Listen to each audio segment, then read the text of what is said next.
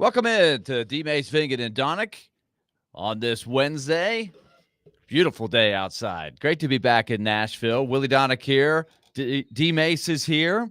Yes. Adam Vingan has the day off. So we are without the V. Yeah, just We're missing the V. D. We got a double D. D's. We got David back there. We said really triple D's. The triple D's. So that's how we're going to start this show off. We're really going to start this show off like this. Oh, my goodness. Are we really going to start the show off like this? But boy, oh boy. At least you guys, if one of us is not here, then technically if it's one of us and Adam, it's still DVD. Yeah, it is. But, Yeah. could be VD. Then that's probably not good. Yes, VD. We are starting the show off just like this, people. This is how you do it. This is radio impromptu right here. You're welcome, Nashville. Oh, my goodness. So Boy. Adam is off today. He'll be back with Yes. us tomorrow. We'll be back over at Bridgestone Arena. Predators are back in action tomorrow. I've been on the road. Predators won last night in Carolina. Great performance by UC Saros and his 200th win. So congratulations to Juice. And I'm sure we will pick up the discussion long term on where he is, but he has played much better since the Four Nations face-off. They continue to make it very challenging in front of him, but they scored a couple of big goals. They pulled the upset last night, but they are still right now 30th in the league, which is maybe the best of both worlds. Play competitive, look good, play hard. Hopefully you get some young players playing well. Luke Evangelista played well last night, had a couple of goals. He's had a couple of big games the last couple, but still keep yourself in the picture for a top 3, top 2 pick, ideally. So congratulations to Juice. Now, I look at this. When I'm looking around the news, we've been talking about the quarterback situation so much. We talked a lot about Cam Ward yesterday. Then I see that the Giants have signed Russell Wilson. And I'm saying to myself, wait a minute. Didn't they just sign Jameis Winston? Yeah. So what are they doing? What are the Giants doing? I have no idea. And maybe some believe it's just a smokescreen, and that they still would try to, garner that number one spot from the Titans. And some see it as, okay, they're out of the market for a quarterback, or at least they're not looking to move up to get a quarterback. They actually may be looking to move down and possibly get a Shedeur if he falls, or a Jackson Dart if they like him. Just as much as they probably like Shedeur Sanders. So they could be setting themselves up for a situation like that, because Dabo knows he has to win this season. He knows it. If he doesn't win this season, I'm not sure the fan base is going to be too happy about him coming back for another season. So to me, they went and got something that can be at least managed, and we can at least put ourselves in a position to potentially, or not even potentially, because it's not like the NFC is just littered with great teams. It's not. It's still a conference that has its opportunities for you to advance. It's not the AFC. By no means is it the AFC. So when you go out and you sign a Jameis Winston that still has some good football left in him, is he a 4 or 5 year starter? I don't know. He hadn't shown it. But he's still got some good football in him. And then you go out and get Russell Wilson, another guy that still has some gas left in the tank, and that has been a part of 2 Super Bowl teams with 1 win. So he understands that part. And it seems like the leadership part, being in Pittsburgh for Russell Wilson, was good for him. So the Giants may be looking at it as, we don't have to move up to number 1. We can stay right where we are and get the guy.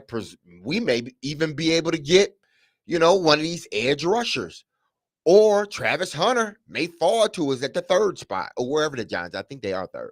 So the Giants have put themselves in a position where They don't have to go up if they don't need to.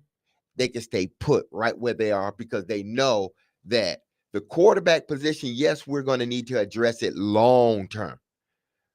But for the short term, a year, maybe even two, we got guys that can win football games for us. How many football games is Yeah, the question. you're right they about were that. bad, but they have selectively picked out these two guys, and they are only committed for 1 year to each guy. So that's intriguing. This is a little bit of outside the box thinking, and maybe as well, I'm just theorizing, one of them could have some trade value at some point because there's always somebody in need of a quarterback, even if it's not today, right? Somebody's going to get hurt in training camp, and the Giants are going to be like, well, we got a veteran here, and that you pick whoever you are most willing to trade and then get what you can for them. That might be a way to snag a draft pick. But that is really interesting. And meanwhile, with Russell Wilson off the market, look, I've been doing hockey games. There's March Madness going on. Aaron Rodgers still hasn't signed with the Steelers, right? Do the Steelers have a quarterback right now? No, that's the problem. The Steelers, What are they other than doing? Mason Rudolph, but the Steelers They're in don't the have- talking yeah. stages with Aaron Rodgers right now. Aaron They're Rodgers still in the has courting? been there, Yeah. And they have spoken. I don't know if they, talked at length about, the parameters of of a contract. But they did talk, and I'm sure, he'll let them know, as time continues. Because right now, Well, at the beginning, I say he had no power. I say he was not in a place of power. Well, right now, he's gaining a little bit of that power back. I think you're right. So I think you're right because they don't really have an alternative at this point other than No. Mason Rudolph. Ooh, Is Mason Rudolph signed with them? yeah, he signed. So with they them. have Yes, him. I think Yeah. they Yeah, did they sign signed him. Mason Rudolph. Yeah. So he's to the So he's comfortable old shoe. But With they a kind of bunch know of what they're with getting. a bunch of holes. A lot of holes in it, but it fits. You can walk around the out the house with it. trash. Yeah, take out the trash, do the yard work. Yeah. If you step in dog do in, it's okay. It's already. You can kinda mow worn out. your lawn. Yeah, you all mow that your stuff. lawn. They get a little Yeah. green. It's Yeah, all right, yeah. but they fit. But they sit outside in the They garage. serve then. apartments. Yeah, they sit in the collect some garage. dust. Yeah, they sit in the garage right on the land. Sometimes they get crunchy old leaves in there. You leave them out there too long. Or It other may hurt things. to walk after a while. Wow, Mason Rudolph. That's is Mason going, Rudolph for the He's Steelers. going down, down, down, down. The more we talk, but yeah, I think that does. I mean, still there's nobody put- else. If it's not Yeah. Rodgers, they have to draft a quarterback. What? And I don't think the Pittsburgh Steelers are in the position where they can Like they want to afford win, to right? move all the way up without giving up some true assets. And Pittsburgh isn't a team that's known to do or make a rash move like that. Now they may have to in this situation, but again, I can't. Where does Pittsburgh? They pick what in the teens, late teens, I think in the 20s because they were in 20s? the. Yeah, you're they're in the right. playoffs, So I aren't they? couldn't see them trying to make a deal with the Titans to move. If you're making a deal you got to make like several deals in between to then make a deal with the Titans to try to get that number one pick. So I think they're more so probably in the ballpark of an Aaron Rodgers or someone else. Maybe they trade for Will Levis. You just never know because I think he will be on the trading blocks as well. But going back to what the Giants have done and what it seems like they're pointing toward in relationship to the Tennessee Titans and what they may do, there's a part of me now. No one's going to sit here and definitively. I haven't heard anybody sit there. Well, I think I heard somebody this morning definitively say Cam Ward's going to be the guy. The Titans are taking him with the number one pick. I think everyone's leaving some room, a little bit of wiggle room for themselves. And rightfully so, because we don't know, no matter how much it seems like it's pointing in one direction, we know the NFL and how it operates, especially during the draft. If you've been paying attention to the NFL for a while, you know that nothing is concrete until they hand in that card to the commissioner, and the commissioner goes up to the podium and says, with the number one pick, the Tennessee Titans take or trade such and such or whoever to whoever. So we don't know. So as much as it sure does look like it's pointing toward the Titans taking Cam Ward with the number 1 pick, which I wouldn't be opposed of. I can't definitively say, oh yeah. I haven't spoken with anybody that knows somebody that are making the decisions. I haven't spoken with anybody that high or the point person. So I can't sit here and say that they're going to take Cam Ward with the number 1 pick. I can say it looked like it's pointing toward that direction. The Steelers picked 21st. So 21st. we're trying to figure out at this point how does it affect the Titans? We know that there's a lot of signals pointing to they're just going to take Ward with the first pick. That's very possible. We know that. But in the realm of who else now with these moves by the Giants would be a possible trade partner, it is starting to look tougher to figure it out. Like, as you mentioned, it would be tough for the Steelers to move up from 21 to 1 if it doesn't work out with Aaron Rodgers. Feel like it's probably going to work out with Aaron Rodgers, I guess, if he wants to play. I don't know where else he's going to play. Cleveland at 2. I doubt they're going to move up to 1. No. I mean, if you did, it's one spot. What you're going to get in return probably isn't big. So I guess you could put that out there. They have Kenny Pickett. The Giants now, we know what they've done. Wilson and Winston. That is really interesting. And they've got DeVito, right? It always ends up with him being able to play at some point. We know the Patriots at 4 are set. The Jaguars at 5 are set.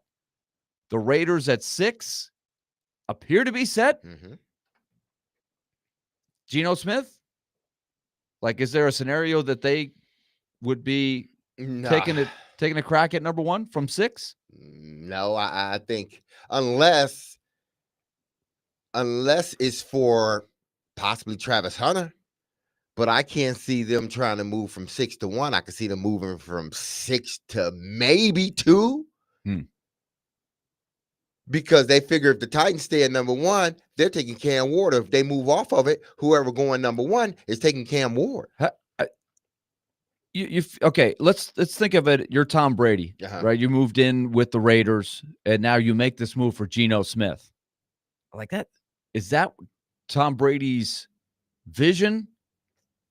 Like, Geno Smith would have to be in Tom Brady's big vision, the placeholder.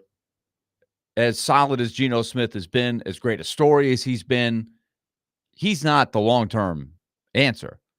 He would give you steady minutes as a quarterback this year. So that intrigues me a little bit. Is there a chance a quarterback slips to 6? So let's put the Raiders in somewhat of a possibility. They're always a wild card. We know that. Course. And now you've got the newness of Brady there. The Jets would be another one. What do they think of Fields? Is Justin Fields a guy that they think is ready to blossom into a really good starting quarterback, or do they view him as a backup? And it still leaves room for them to move up and grab a quarterback. I'm just thinking out loud here because everything can change with all these signings because everybody kind of takes their attention away from the team when they make the signing. Like, Fields signs, Geno Smith gets traded for it. Like, oh, we'll cross them off the list. But how are they really viewing it? Because we're both pretty intrigued with Fields, but are they just willing to have Fields be the guy for a year as they try to explore? I mean, maybe. I think this is not exploratory with the Jets and Justin Fields for this reason. I believe Glenn. He has to win. He has to win. He's just like any other new coach. There's the honeymoon period, and then there's the okay, now we're in it period. And if you are not putting a winning product on the field when you're in that now we're in the period, it's no longer the honeymoon stage. If you're not winning then, you're going to get fired. It's 3 years, 3, maybe 4, you're going to get fired.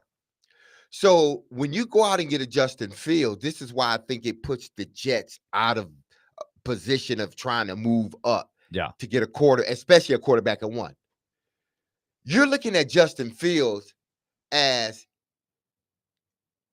his age and everything. He could have came out last year. Last year could have been his first year, and frankly speaking, he really hasn't had any continuity. He hasn't had that thing that a quarterback and an offensive coordinator / head coach you need. That first year offensive line was horrible. You saw the second year he started to get better. Then he goes to Pittsburgh, and you could see sort of the wheels turning now. You could see now more of who he can be, and more starts to come out. But situation it was in, he got put back because he didn't come out to start it. But anyway, the Jets, Glenn needs him for this reason, because I think he gives him the best shot. Outside of Darnold, outside of Aaron Rodgers, they didn't want to bring Aaron Rodgers back. He felt that Fields would give them the best opportunity to win now. So I think that takes the Jets out, probably. Yeah, I think they want an impact player now. They want a Travis Hunter. They want Abdul Carter. They want, a Luton, a Matthew Golden from Texas A&M. They want one of those guys. They're going to come in here and impact immediately. Now, I wonder if that is anybody's thought, that somebody would trade up to 1 to not take the quarterback if they thought that much of Hunter or Carter. That's another thought. So I guess the question to you, and we can go to our text line driven by WilsonCountyHyundai.com, 615-737-1025. With these moves by the Giants and all these moves that we're looking at, are there any possible trade partners for the number 1 pick? Will anybody even call and offer anything significant for the first overall pick, or is it looking more and more like it's just going to be the Titans taking the pick at 1? 615-737-1025. 615-737-1025. DVD, D-Mace, Vingan, and Donick, presented by Bet365. Whatever the moment, it's never ordinary at Bet365. Stay tuned. We're just getting started. We'll get your questions here. And Chris Mason is going to join us a little bit later in the show as well. That's coming up just around the corner in our next segment. So keep it right here, and we're cranking it on DVD.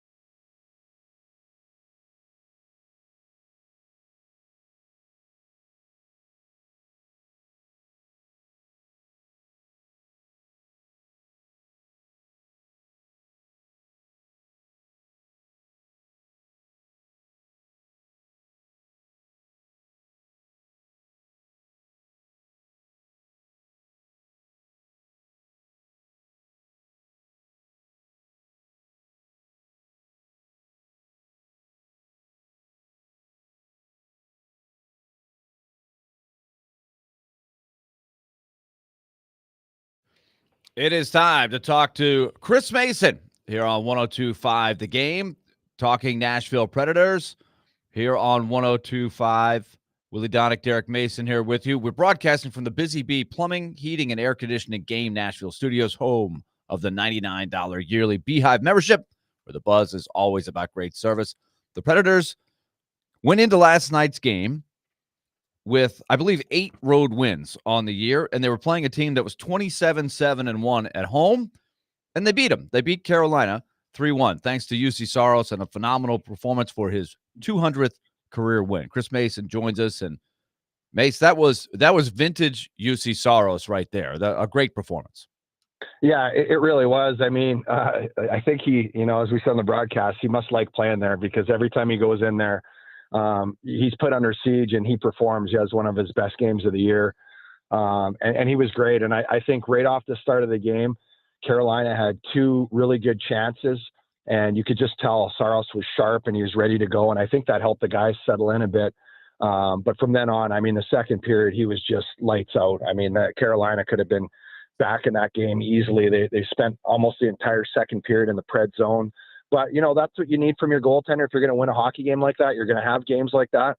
Honestly, before the game, I was worried about this game. And, just with the struggles on the road and the way that Carolina had been playing and the way that they play the Preds in that building. But again, you get an unbelievable performance from Saros. And I think it was huge that they got the first goal of the game. I think, for whatever the reason, that just is such a big indicator on, increasing your chances to win, getting that first goal. And they were able to do that. And they basically survived the second period. And I thought they did a really good job at the halfway through the third period at holding Carolina at bay when they were pushing, especially 6-on-5. I thought that was maybe their best stretch of the game when, they were trying to crank it up and get the equalizer. We get into really interesting discussions with people about the system the teams play. Let's take St. Louis, because St. Louis right now, they are all in, and it's working really well with Jim Montgomery's system. And they're on fire, very similar to the way the Predators were on fire at this time last year. Everything's clicking. Everybody knows their role. It's going in. It looks just like Nashville. They play very different than Nashville played last year. Is that fair to say? Nashville much more aggressive, forward moving.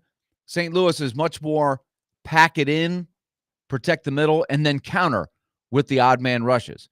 It's fascinating to me how different styles can work, but how every year certain teams just can't figure out how to have everybody buy in and click.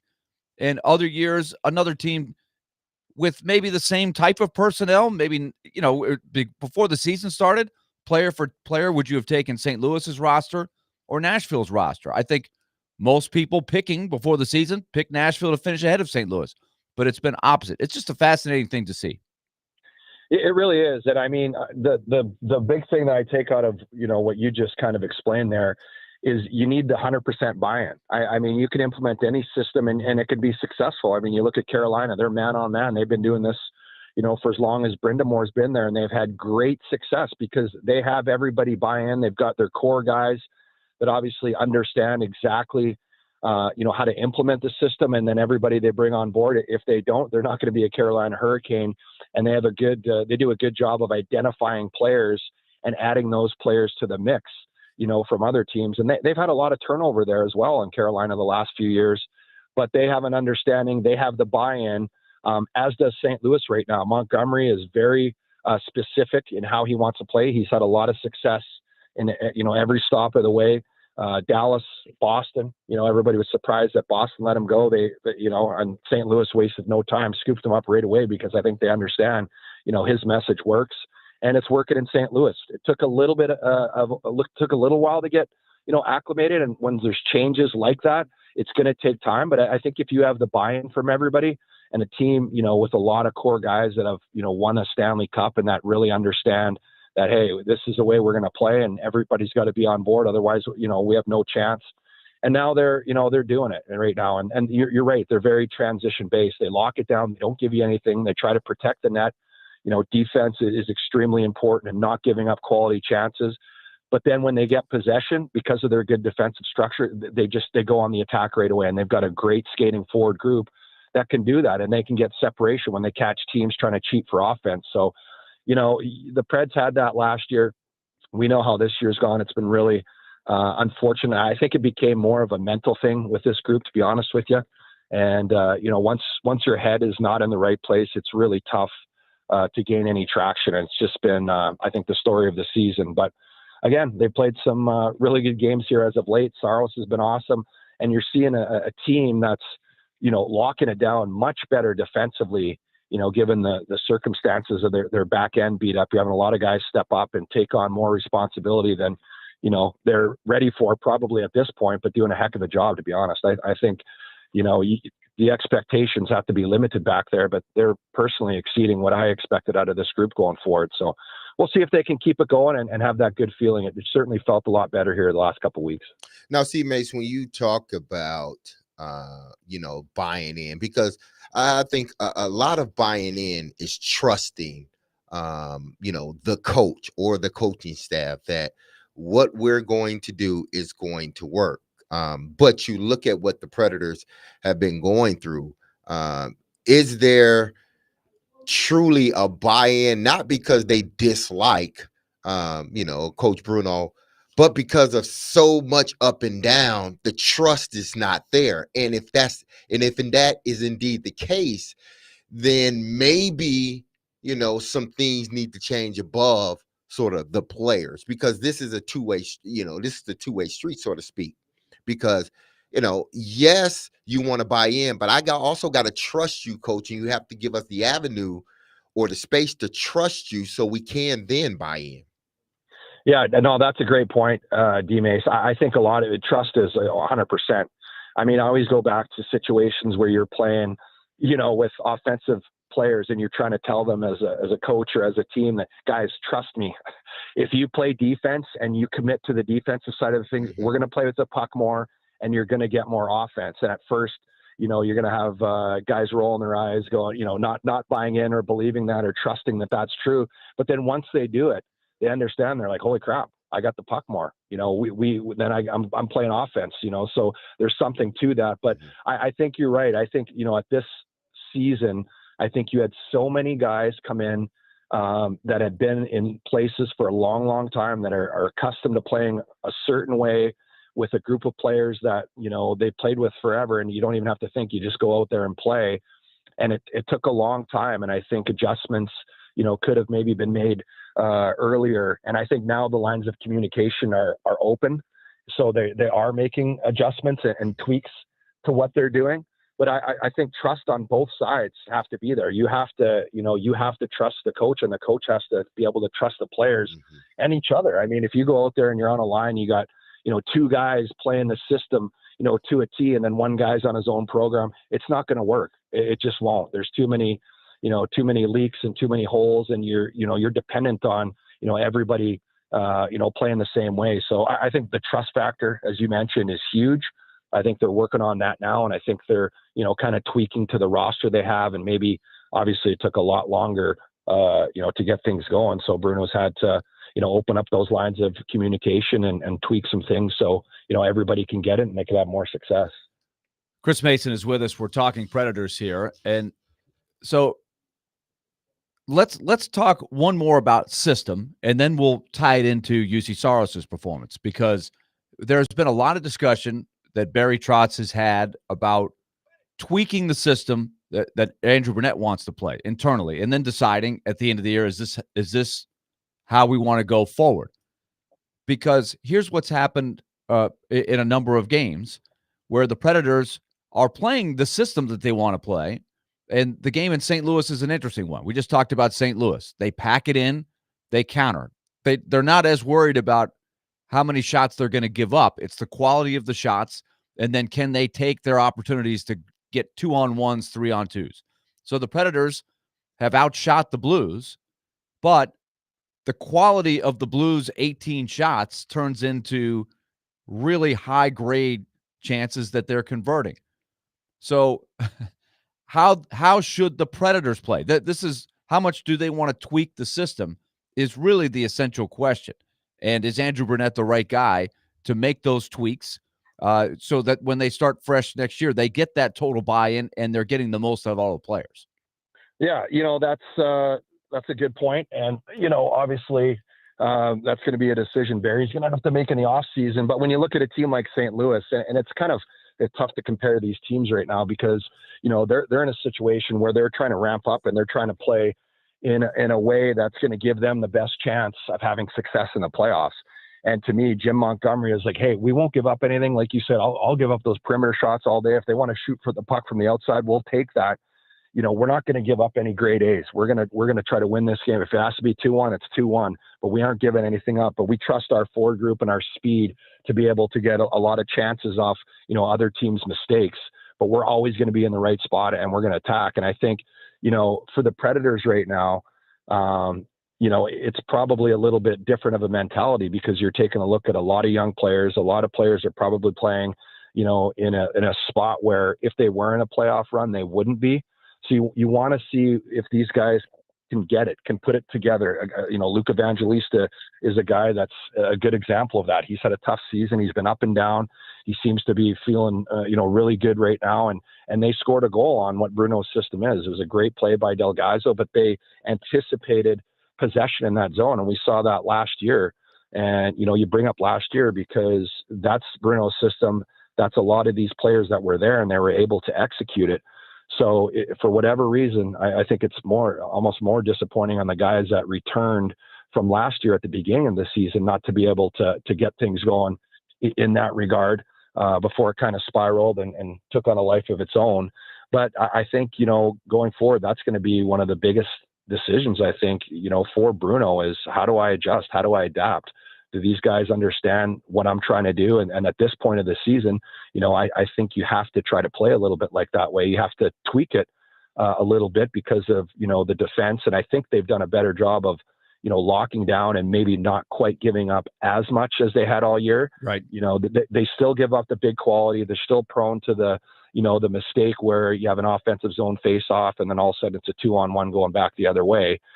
So there are those issues, but I don't think that's, to be unexpected. I think with, the personnel that, is out there every single night, but that's something you need to continually put these players in. You've got Justin Barron, Delgado, Stastny, Nick Blankenberg, who's doing a really good job playing top minutes. But, if anybody had Nick Blankenberg as your, second defenseman at this point of the year, you'd want a lot of money. He's playing above where he should be playing, but he's doing a good job. And I think if you look at that whole defensive core, aside from Brady Shea, everybody's playing a lot higher up than where they would normally. So you're going to have those breakdowns. I think they're, committed in terms of the effort that they give every night. They're defending a lot better as a team. And to me, one of the biggest parts of that is the commitment from the forward group. I think they've done a lot better job helping out these young defensemen. So, it's kind of a tough situation because, not necessarily coaching to win right now. So in Bruno's, part, you still want to win and feel good, but you're coaching to see if these guys can get it. If this is something you can sustain with this group of players. All right. So let's tie it back to Saros. He wins his 200th game last night. We know what he's capable of when he's at his best. He's playing better. He's won 5 out of his last 7. He's won 7 out of 11 since the 4 Nations break. His save percentage is still sitting there at .899. And on the surface, you're sitting there going, well, wait, .899, that's not UC Saros level, even though the average save percentage is, I haven't checked it the last couple of days, it's probably around 901. 901 is right about average. But his save percentage, it seems like he thrives when he faces a lot of shots, like last night. And, of course, the last time he played against Carolina, it was a couple years ago, he had 64 saves in a game, which very extreme at how many shots they were giving up. But we've seen him sometimes, give up 3 goals on 21 shots, right? And sometimes that's not enough to win a game, even though you're sitting there going, he didn't play well. But 18 out of 21 obviously isn't a great save percentage. So it's not all about save percentage. People need to understand that. But are there goalies, Mace, that do thrive when they know they're going to face more shots, just more volume of shots? Absolutely. I mean, any goaltender will tell you they want a consistent body of work. I mean, you don't want to give, and your point, the best, thing that you said in that, I think, is is the quality of those shots. Right. You know, the level of chance, the grade level of a chance. And I think when people are talking about goaltending, I know everybody's, there's been a lot of controversy over UC Saros, and, a lot of people might consider, Connor Hellebuck, the best goaltender in the league. He's having an unbelievable season. He's going to win the Vezina. But if you take Connor Hellebuck out of Winnipeg and you put him in Nashville this year, he's not winning the Vezina. His numbers are going to be a lot closer to what UC Saros is. And I think people, look at Igor Shesterkin and still consider him one of the best goalies in the league. Well, he's got the same, if not worse, statistics than UC Saros because he plays an environment similar to what UC Saros does. They give up a ton of grade A chances. They're not good defensively. I don't care how good a goaltender is. You are, in some extent, you're an extension of the environment that you're in. And it's been tough. It's been a tough year. It doesn't really matter who you put in that situation. It's tough to compare a goalie that plays on a team like Winnipeg to Nashville. And one thing I look at is if you look at the Athletic did something, I think it was the coaches and goalie coaches, and they're trying to, tier the goaltenders, from legacy goaltenders all the way down to whatever the tiers was. And everybody still considers UC Saros in that very top bracket with Hellebuck, with Vasilevsky, with Shesterkin. So that's understanding the situation a little more, because you can't just take the numbers at face value. There's a lot, more deeper analytics that tell, the better part of the story, in my opinion. Yes. I think the question I'm asking is what's the best way to play in front of UC Saros? Because Andrew Burnett's system is more of our best defense is to have the puck on the other end of the ice and just not let the other team have the puck. But as you pointed out many times, for any goalie, forget about Saros and take Kochetkov last night. He went 10 minutes without seeing the puck. The puck wasn't on his end for a while sometimes. And then all of a sudden, here's a chance, and Nashville converts, and he loses the game. And he's probably the guy that everybody's pointing at saying, what was wrong with Kochetkov? But the best, it's a mystery that I don't know that there is a right or wrong answer, but it is a fair question as you assess your personnel, and you've got a guy like Saros. What's the best way to play in front of him? Yeah, well, that's the tough question. Now, obviously, you're not going to say, "Hey, we've only given up 15 shots. We better give up 5 or 10 more." Right. It doesn't make it. It's not logical to say we want to give up 40 shots. Yeah, and you can't do that on a consistent night in, night out basis. And I think there's the biggest thing to me is the balance, the quality of chance that you're giving up. I think that's got to be limited first and foremost. If you're giving up shots and whatever number you want to take, 30, which would probably be high on the shots against per game in the league, if you're going to give up around that number and, you've got some perimeter chances and maybe they have, 5 to 10 grade A's, or 10's a lot actually, but about 5 grade A's and, some reasonable chances. And even the grading of chance, I mean, you have to go over every single chance. I know teams do a deeper analytical analysis on each chance, but if you can keep it around that number and make it reasonable, I think, at the end of the day, the goalie is back there to stop the puck regardless of the situation. But if you want to, increase your guys' chance of success, you just can't be giving up the, multiple grade A's, breakdowns, 2-on-1s, those types of wide open chances. I think that's the biggest thing that the Predators really need to kind of curb in the butt and get that taken care of. It's the big chances, the big mistakes at critical points of the game. You've got young defensemen and young players. That's going to happen. But if you want to win and get in the playoffs next year, they've got to eliminate a lot of those mistakes. Mace, good stuff. Good philosophical conversation. We'll table it from here, and then we'll see what the Predators could do with the Blues tomorrow night. All right. Thank you, guys. Have a great day. All right. That's Chris Mason talking hockey. D. Mason, I know the wheels were turning with you saying, interesting with the systems, right? Playing the system, playing it well. There's different ways to play, but whatever you play, it can work if you have the right guys who are all bought in. And that has been a problem for the Predators at the beginning of the year. They got the W last night. All right, when we come back, we'll wrap up the first hour here, and then we'll wind our way back into some football talk. We'll talk NCAA tournament as well.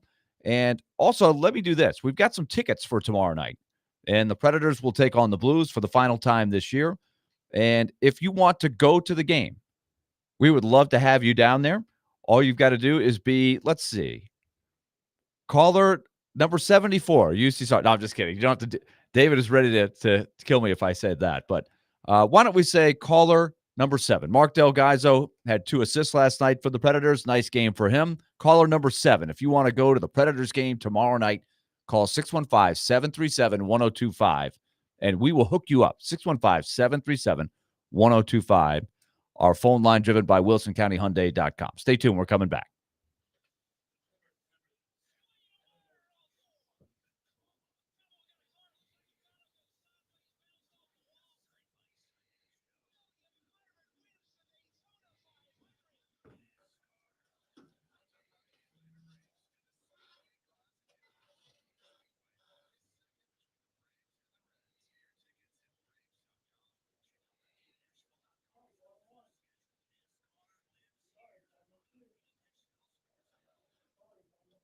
All right, let's talk F&M Bank. Banking made easy on purpose. Just go to myfmbank.com. You'll find a lot of information there, including the nearest location to you. They want to make your financial life easier. They want to build a relationship with you, not one that burdens you, but one that frees you up to feel better about your financial game plan. If you need help, they want to be there for you. Your business means more to them. They're right in your community. Small towns, Springfield, Mount Juliet, smaller towns. Mount Juliet's getting pretty big, but they're all over the place, is my point. West End Avenue right in Nashville. Over in Clarksville, we got a lot of listeners over there. We've got Hopkinsville, Kentucky covered. MyFMBank.com. They've got a lot of people that want to help you with banking made easier on purpose. We can talk Smart Swipe debit card. We can talk about business owners, small business owners, families that want to do a HELOC. These types of things are all right up their alley.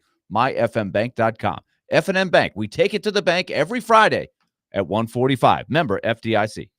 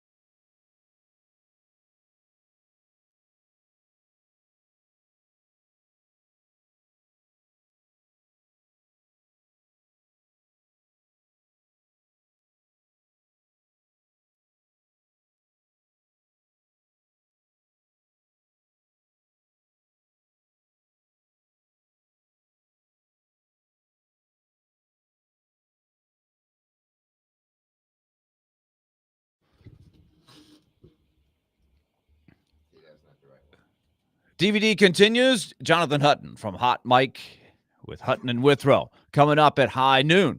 Looking forward to that. Willie Donick, Derek Mason here with you as we continue on. So we've given up the Preds tickets. Caller number 7 was Tim. Nice job, Tim. Good reaction. We had a lot of people wanting those tickets. So I love it that the Predator fans who have been fantastic all year long, despite the struggles of the team, this is just another opportunity for me to salute all of you because it's not been easy at times, as we all know. It's not easy for the guys. It's not easy for the coaches. Believe me, they're feeling it. They're wearing it every day.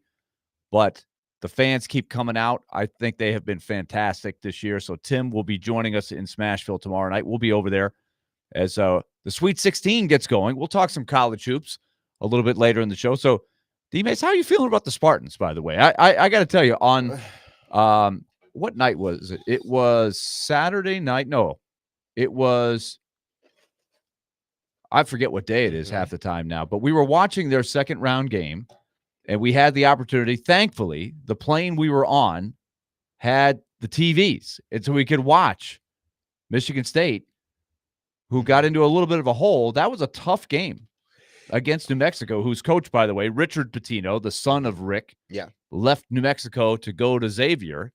So that was a big move that he made right after. So that's a well-coached team. New Mexico was tough, and they made Michigan State work. They were out hustling Michigan State, especially in the first half. Now, the second half, there was a switch. I think Michigan State realized, okay, this is a tough team. You know, we need to start playing. And Izzo said as much as that after the game, like, what was the difference between the? He said we decided to play in the second half. The first half they didn't, and you saw it. New Mexico was out hustling the Spartans, and I was. That first, about halfway through it, I was a little bit worried, but then it's like, okay, they were getting the shots. You can see if you've watched the Spartans for a while, that wasn't a brand of basketball. You watch Izzo long enough. They're not a great shooting team, but they attack. You watch Izzo long enough. You know what type of teams he put on the floor, and when you don't see that, you think, okay. But then you always think it's gonna happen. That switch is gonna be flipped. And it was flipped the second half. They started making more of those open shots. They started driving the ball to the lane. They started being a little bit more physical. They started matching the energy of New Mexico. And ultimately the better team won. So listen, it's gonna be a tough one against Ole Miss. I know it's going to be a tough one because the SEC plays the brand of basketball that the Big Ten play, physical type of basketball. It's going to come down to who's going to be able to play that type of ball for a long period of time. And then come toward the end, are Michigan State guards going to outplay Ole Miss? Because Richardson and Holman, I think, Holman and the other cat, when those three guards are on and the big fella is doing what he's doing in the middle, they got some talent. But when those guards are on, man, it's tough to beat them. It really is. Well, and I'll tell you this as we wrap it up, and we'll go to Hutton. But man, that one kid that Michigan State's got, and I got to make sure I've got his name right. Who, Richardson? Cohen Carr. Oh, Cohen Carr. My goodness, can that guy leap? There are a lot of great leapers in today's game, right? You almost can't survive now if you can't get up above the rim, or else you're going to have a lot of trouble. You better be pretty crafty or incredibly tall. Yeah. That guy Cohen Carr, he gets dunks that I'm like, how did he do that? Like he looks like, well, here's a play he's going to go up. He might get fouled, or maybe he'll get a running shot, and he dunks it. He gets way up there. It's a highlight reel. They've said this multiple times, not just on this last broadcast, but on others, that he is the most athletic guy on that team. I think he stands about 6'7", 6'8". He's listed at 6'5". Yeah, is he that small? I thought he was about 6'7", 6'8". That's what it says on the KenPom. But he plays much bigger. Yes, he does. Than what his size is, because he's just always around the basket, or above the basket, should I say? He could have been one of the Skywalkers. I agree. I agree. The old Skywalker. You really know what I'm talking about. Kenny Skywalker. Kenny Skywalker. That's going way back now. All right, good stuff. We'll talk more Sweet 16 a little bit later. The matchups coming up are going to be great. We'll talk to Jonathan Hunt specifically about Tennessee's matchup as well. Stay tuned. We're coming up. Everybody's looking forward to that Tennessee-Kentucky game. My goodness, that's going to be something. But we'll talk about the pro day. We'll talk about the quarterback situation. That's coming up next here on 102.5 The Game.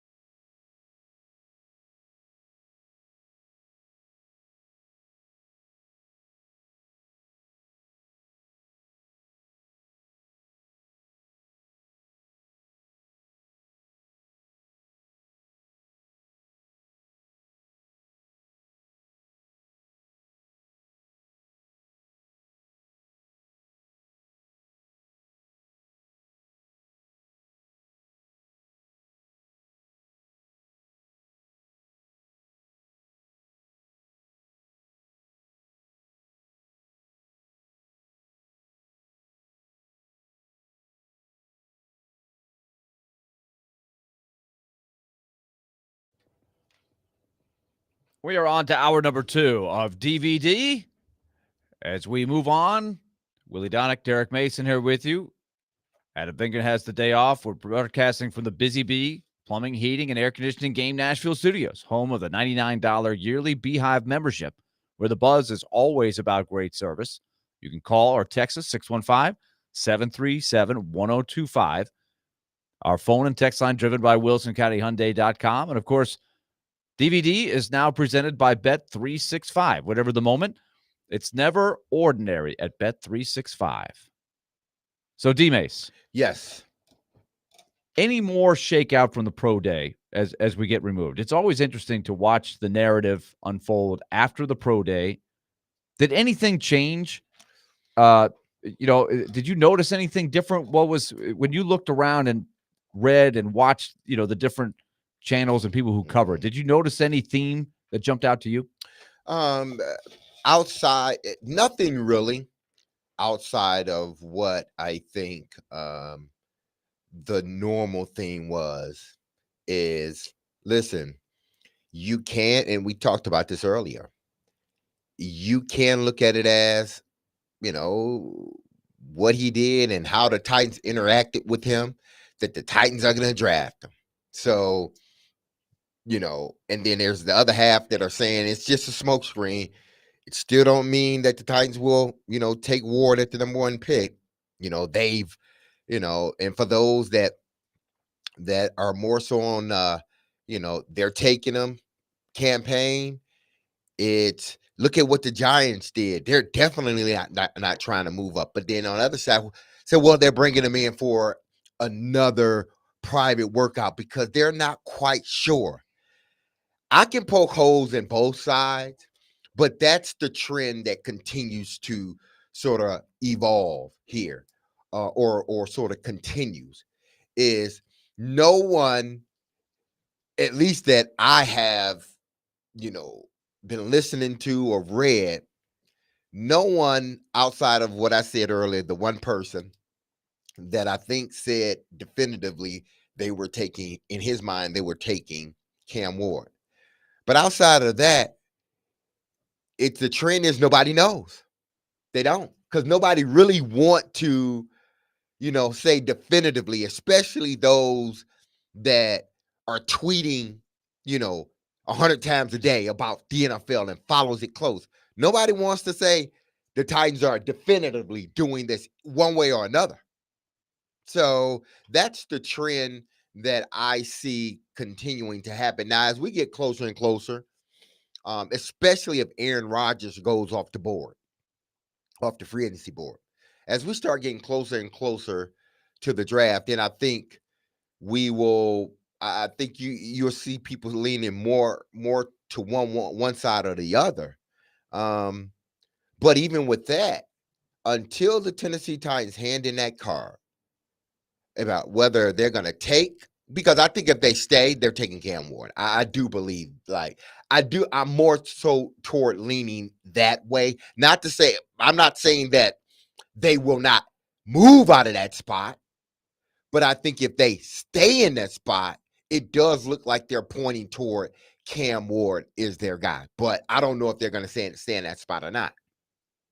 So TD has weighed in on this. The cost of trading up to the first pick in next month's draft to select Cam Ward has increased after the Titans saw Cam Ward work out at Pro Day. So the Titans plan to hold an additional private workout and throwing session with Ward, whom the team has become increasingly impressed with. So the price has gone up based on, I guess, their evaluation at Pro Day. So we'll see. Now, I understand we've got Jonathan Hutton with us from Hot Mike with Hutton and Withrow. So glad to have Hut with us. Hut, what's going on? Willie, I apologize. The internet in the Gulch is it's not cooperating today. So if I'm spotty, I apologize. I mean, the Gulch. What's going on in the Gulch? Yeah, this is supposed to be high end. I thought the let me tell Gulch you was what's where going it on. was at. A ton of construction is going on in the Gulch. Hey, last time we were in the Gulch's March, the beginning of March Madness, and not March, it was the SEC tournament, and boy, oh boy, was it packing. We had a little trouble with our internet. Listen, So Okay. I feel Hut. I guess we blame it on the state bird of Tennessee, Yeah. the crane. Yeah. We Tony Giarratana, he builds everything. There's a lot of cranes around town, that's for sure. There are. And his name's on all of them. So, Hut, the question we started off with is there a theme that came out of Cam Ward's pro day for you? Is there anything that has changed? Has his stock increased at all? Because according to TD, they feel like the price has gone up for the first pick, which is obviously what the Titans want. They want to either be able to take Cam Ward if they really like him, or be able to get a haul for trading out of that spot. The only thing that changed for me is just his desire and his drive to be the number 1 overall pick for the Tennessee Titans, not for another team. Like a pro day, it is set up on a golden platter to perform well for a quarterback, right? You're throwing your guys. It's on your turf. The drills are set up a certain way for you. It's great. I just like the fact that he's making a big play and going over the Titans and saying, "I'm solidifying this today." I like that. My guess is that's kind of the vibe in the dinner on Sunday night with the team. And now we wait on the private workout, and that's where you put them through the drills that you want to see. And I mean, I just don't know how at this stage the quarterback isn't the answer for number 1 for the Tennessee Titans. I just, with what they've done this offseason, I realize somebody could come way over the top with the trade offer. But given the quarterback options right now and knowing what everyone has said that this is not a great quarterback draft. I don't know why this would be the draft where a team would come so over the top that they would give you an offer that you can't refuse. And in a 50-50 proposition anyway, when it comes to quarterbacks and drafting them, I mean, that's, Mariota Winston, we heard that ad nauseum. I like the fact that the quarterback, the best quarterback in this draft is telling the Titans, this is my spot. I'm here to take it. I like that better than just being the draft pick with an opportunity to come in and get the job. No, be the guy that's coming in and taking the job. I love that about Cam Ward and how he's shown that. Well, this is interesting along those lines. D. Mays, you can weigh in. I know you've got a follow-up for Hut here on this subject. This is according to TD. At one point, Ward rolled out, completed a pass, and then shared some words with Mike Borgonzi and Chad Brinker after the play. He said, "I told them I'm solidifying it today. They finally got to see me throw in person. That should be all they need to see." It almost sounds as if he's saying, "I want to be the Titans pick at 1." What does that mean something to you, D. Mace? Yeah. I mean, it's just the confidence that I believe that is being shown, by Cam Ward, that listen, I am the guy. And that's what I want to sort of lead into, because when you were talking, I was, trying to pick out certain things, and then it popped at me when you talk about the quarterback draft, and this may not be a good draft for quarterbacks. Now, what feeds the draft? What feeds, eyes to the television or fingers to the Twitter sphere? When there's more than one quarterback. That's what feeds it. When there's 2, 3, 4, like last year, when there was like 4 or 5 quarterbacks, that is what feeds the beast. Everybody loves that. But when there's only one guy, everybody says, well, this is not a good draft. This is not a good draft for quarterbacks. Well, I think Cam Ward was saying to you, listen, this may not be a good draft for them and, who they want, outside of that number 1 pick in regards to quarterback, but you got the number 1 pick. And I'm showing you that I am the dude. There's nobody close to me. It may not be a good draft overall for the position, but I'm telling you, I'm going to be that guy. I'm that guy. And I think he's right in a sense, because had it been closer with Shedeur Sanders and then Jackson Dart, and maybe throwing another quarterback that's on that fringe of, late first, maybe second, somewhere in there. Sure. If it was closer, like all these guys are top 20 picks, then this wouldn't be considered a bad quarterback draft. Well, let me ask you this way. Is he talking about Shedeur, or is he talking about Abdul Carter and Travis Hunter? I think he's talking about everybody. More importantly, I think it's It's whoever else they deem that is Right. close to him at that position. But there's a quarterback draft and then there's the draft, right? Yes. Uh-huh. Okay. So if he's talking, I mean, again, I love the confidence. Just a quick segue. We wouldn't have heard Mariota say this. No. You know that Jake Locker's not saying this. Again, those guys were talented and had the right to be in that position. I just like there's a moxie to it that I don't know the Titans have had. And Will Levis is a second-round pick and can say that, but he can't say it this way. So, like that, I like that. Going back to the Shedeur and Jackson Dart thing, like it should already be solidified if Cam Ward's the guy, and I think it kind of is that he's the number one of the class. But very rarely do you have a quarterback in a draft that can go number one overall, solidifying things over a pass rusher or a corner/wide receiver. So like that also does solidify that this is a down year quarterback, but it doesn't have to be a bad pick for the Tennessee Titans. In fact, I mean, if you need the quarterback and this guy is a number one caliber talent for you, like a starter, number one on the depth chart, go with him. Again, unless there is a trade that is just going to blow everyone's minds. And I don't think this is the draft for that, given what we're seeing in free agency and how, teams are just trying to, I think what's going to happen is we're going to see some shock value with some of the other quarterbacks that have been pushed down the line by the draft pundits get drafted higher now because of teams that are desperate based on what they did or did not do this offseason. The Titans control their entire draft map. They know whatever decision they want to make today, if they want to make one, they can get it right. They will have that lined up for them perfectly on April 24th. And I think Cam Ward is going to, if he's saying that at his pro day, he's going to show even more confidence in that alpha drive, I think, over the next month. And that's only going to help him with this group.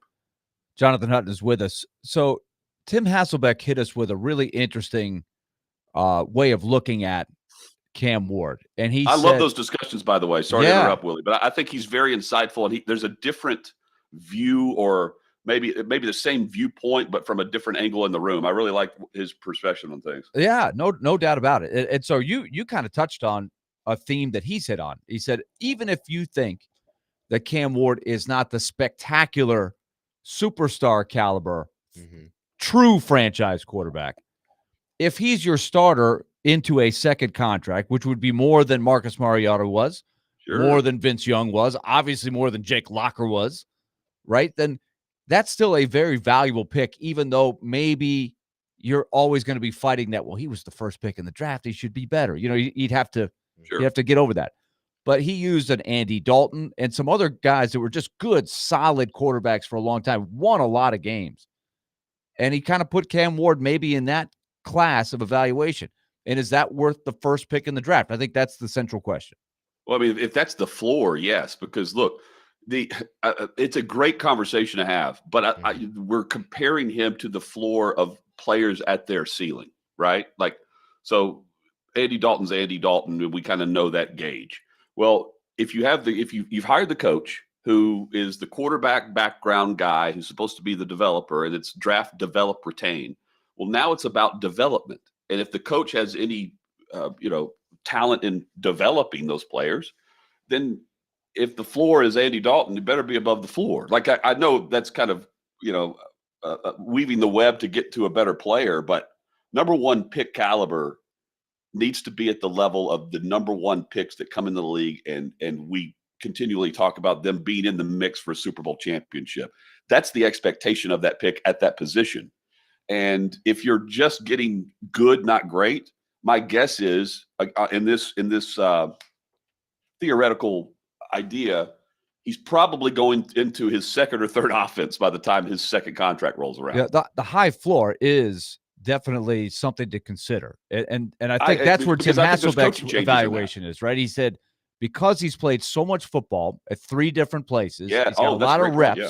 This was the Hasselbeck theory that you have a pretty good projectable floor, that enough that you've got a better sense that he's not going to completely flop, right? Because there's enough there to evaluate. That I'd never really thought about it in those terms. Probably most people don't, especially when you're talking about the first overall pick. But that is a little comforting that you feel pretty good that you're not getting Ryan Leaf. Ryan Leaf, and also like what we don't know. There's a ton of tape which is great because he's not Anthony Richardson in this regard.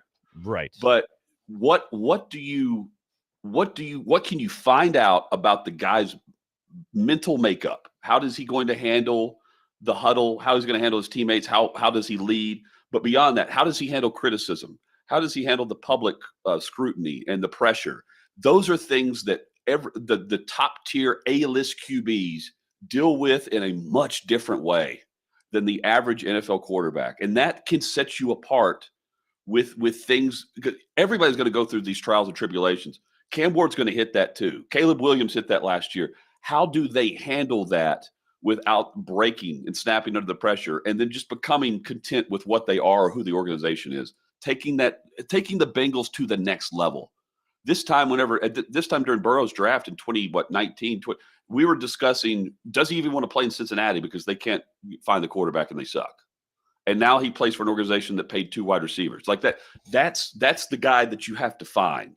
And you have to find out if Cam Ward is that dude. That's what we don't know in a pro day. But I'm trying not to read in too much of the comment. I'm solidifying it today. I need him to solidify all of that. And did he do that at Miami? I mean, some of those games were thrilling, but it's more than just throwing across your body in shorts and a t-shirt. And I like and that's also like the high floor. That's more than high floor though. And if you can find that aspect, I think you're onto something in terms of the development, because the guys we're saying is the high floor. Those guys don't have that at the NFL level.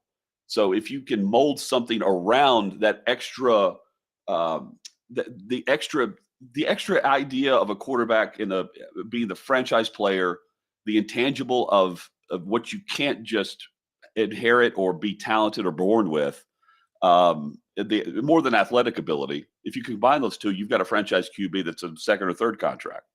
Yeah, I get it. I understand what you're saying, Hud, because I think you make some great points here. I look at it from the standpoint, and then I want to move to the Vols quickly. I look at it from the standpoint of just like, taking tests, and then you have the final. There are 2 or 3 tests you got to take before you get to the final. And you've shown in all those tests that, hey, listen, I'm a A student or B student, whatever it is, but I'm an A student. Then you get the finals and you say, you know what? I'm going to solidify, because maybe y'all didn't see all of what I was telling y'all, or y'all couldn't believe it, but I'm going to solidify it by acing this test and showing you who the student I am. I think that's what Cam Ward was doing. Like, the tape was there from the games, but then you talked to me during the combine, and you talked to me prior to actually doing my pro day. You've talked with me, and then you're going to talk to me. So I'm just solidifying it right now, because we went through all the stuff, the minutiae we had to go through. I'm just solidifying it right now, again, that I am the guy in the draft, period. If you got a number 1 pick, you better be picking me, because he knows the situation that the Titans are in too. One thing we do know, like that we keep hearing, increasingly intrigued. I think this is the most recent report. That was a weird way to describe the number 1 pick. Is that going to be the buzz phrase now? Increasingly intrigued. I'm thinking, like, what? Like, I will go back to just Cam Ward. Man, have we stopped talking about Shedeur Sanders? Yes. Boy, yes. Have we ever? Yeah, increasingly not intrigued is the, you see what I'm saying? Yes. Like, that's the other part of it too. It seems to be Cam Ward or trade out, but that I don't know how it's not Cam Ward with this team right now and where they are. Now, how do you see the Vols faring out in this game? Obviously, the 2 previous meetings, Tennessee lost to Kentucky. Kentucky seems to be they're the same Kentucky team that I think that we've seen the last 10 years. The only difference is the coach is different, and maybe they get a little bit further because he's coaching them more than expecting them to do it, because they're all, 5-star guys. But they've had their problems with Kentucky, and I'm not sure they've been able to rectify them enough to, play Kentucky and beat and beat them for the first time this season. Now I know better than anybody how tough it is to beat an opponent 3 times in a row. But man, oh man, it seems like Kentucky has gotten a lot better. And I'm not saying UT hasn't gotten better, but I'm not sure they've gotten to a point where this matchup is not going to be one that doesn't favor them or favor them. You're talking about Kentucky, right? I'm talking about favoring UT in this Okay, well, matchup. Yes. see, the interesting thing, I think Tennessee was favored in Vegas in both previous matchups. Yeah. But And I don't can't see know. how they would be. I'm sure they probably are favored, but I don't see. Yeah, Tennessee is how- favored. Yeah, Yeah, for a third a time. third now. time. Yeah. So that's if you're a betting person, I get it. But Willie, man, oh man, And Mace, you may have. Do you have the shooting numbers? of I these do. games? Willie I has was them just all, looking yes. them up as you were saying, because I think this is part of the answer. In the first game that was at Thompson Bowling, take a guess of what Tennessee was from 3. They So shot I 20%. I watched the game. You probably did too, Hut. yeah. It I mean, it was atrocious. They it hit was like atrocious. 3 or 4. Well, in the first game, if I remember correctly, it was really bad in the first half. It got a little bit better, but they ended up 11 for 45. They took 45 threes. Man, That's yeah. and that's 24%. That's not good because and they had to get to 11, and I think that was a lot late when they were behind. But they shot the ball awful. And at Rupp Arena, another loss, they went 3 for 18 from 3. Yeah. So I think this is why I've been saying all along, this is the issue with Tennessee. Now, in their first couple games, those guys were knocking, those same guys who couldn't throw it in the ocean in those games were knocking down the open one, right? And they become a much, much tougher team to beat. Almost nobody could beat them, I don't think, if they're hitting from the outside. But I don't know exactly. Kentucky's not known, Hut, for being a great defensive team. So I don't know why Tennessee shot the ball so poorly against them. I think you can maybe make the case that Kentucky just caught them on the right night. I think so. And look, Kentucky, I mean, side note on this, that I can't believe we're talking about Kentucky and Arkansas, both in the Sweet 16 with new head coaches, the way that it went down a year ago.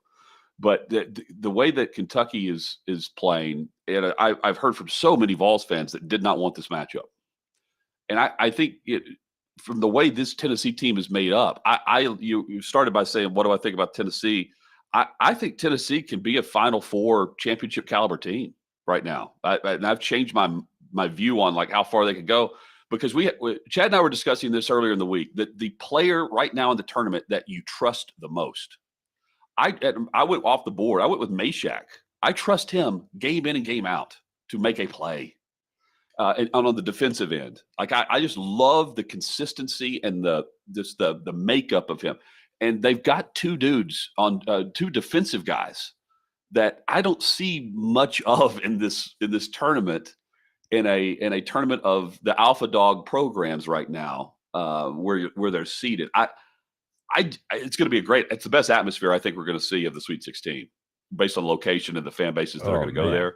And it's the dome. I don't like the dome aspect, but you guys know what I'm saying. I think it's going to be packed. I just like the Rick Barnes aspect of take the week, zero in, and figure out why we lost the game. I just think it was just shooting. And I think the X factors of the tournament style, one and done. I like the defensive mentality that Tennessee can play this year, instead of just relying on the 3. They can win in different ways, and chances are they can win with the offensive way if they want to this weekend. I think or this week. Sorry. And as we let it go, I know we're past the break here, but wasn't the first game at Tennessee? Ziegler got shaken up. He thought he might have hurt himself. Like he left the floor for a while and came back. Yeah.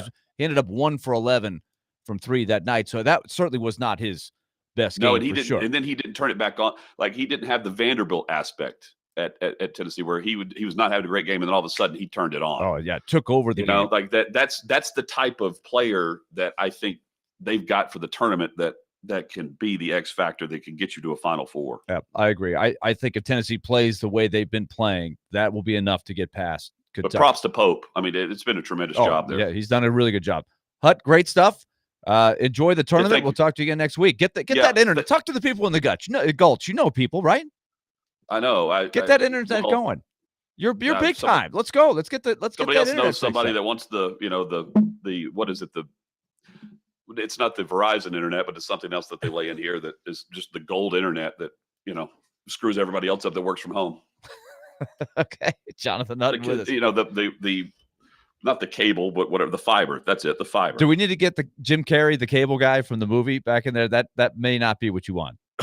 That may not be what you want. No. He might get you hooked up with some stuff door. initially, but then some problems start arising. Yeah. Just ask Matthew Broderick for that movie. Well, what I'll do is I'll just go down to Sunda, or I'll go to LA Jackson in the middle of the day, and they'll have internet going. Okay. There All you right. go. We'll talk to you. Have a good weekend. Yeah, thank you guys. Yep.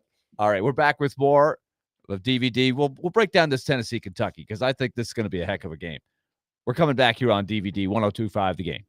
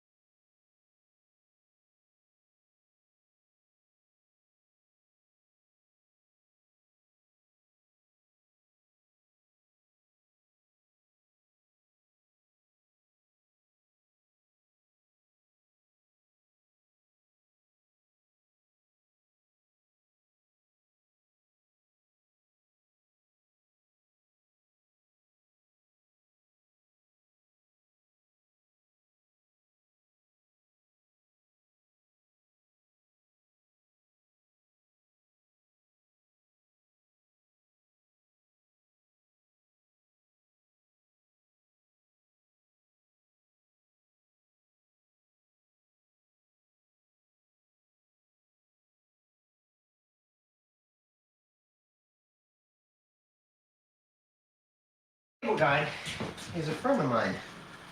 I'm a preferred customer. All I have to do is page him, and we should have this fixed in no time.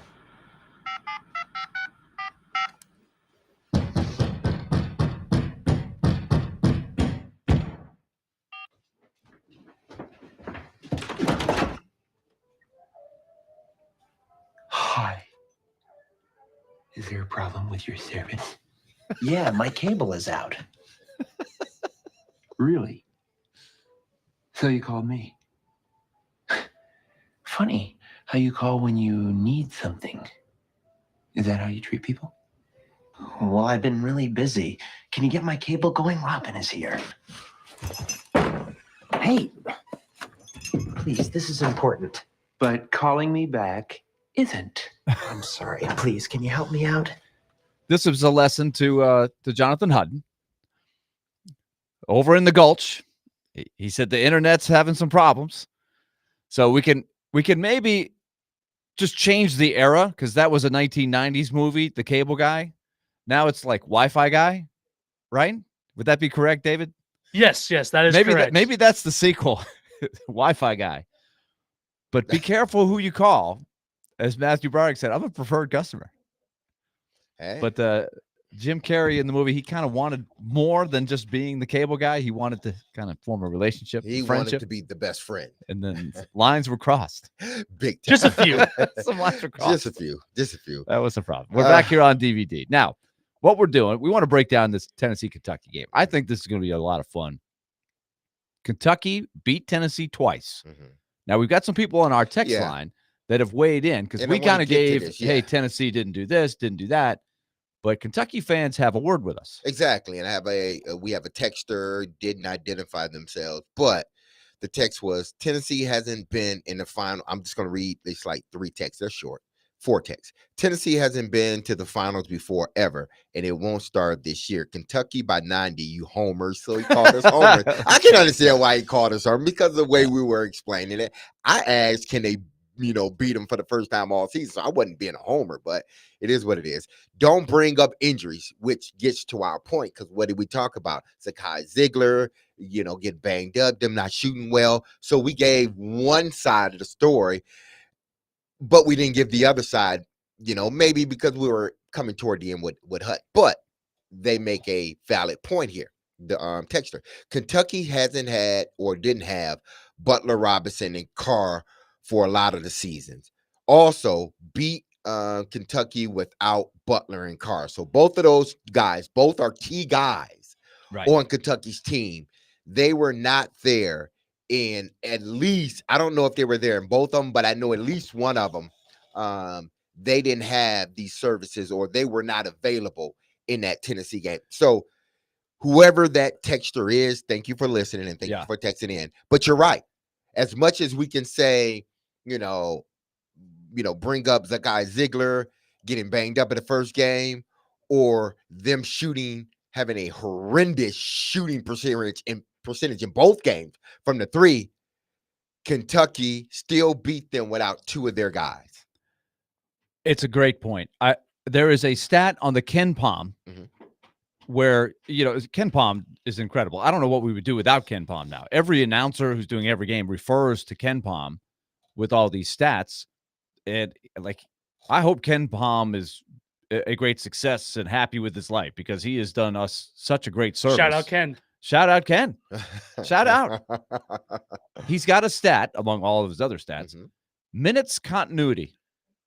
In other words, how often do you put the same line out? Like role definition. Like the DVD starting 5, or I guess we don't have 5. It's a 4, right? We start the same 4 guys every show. Now today our continuity is off because we don't have Adam, right? Yes. So we don't got our point guard. that would affect our minutes continuity.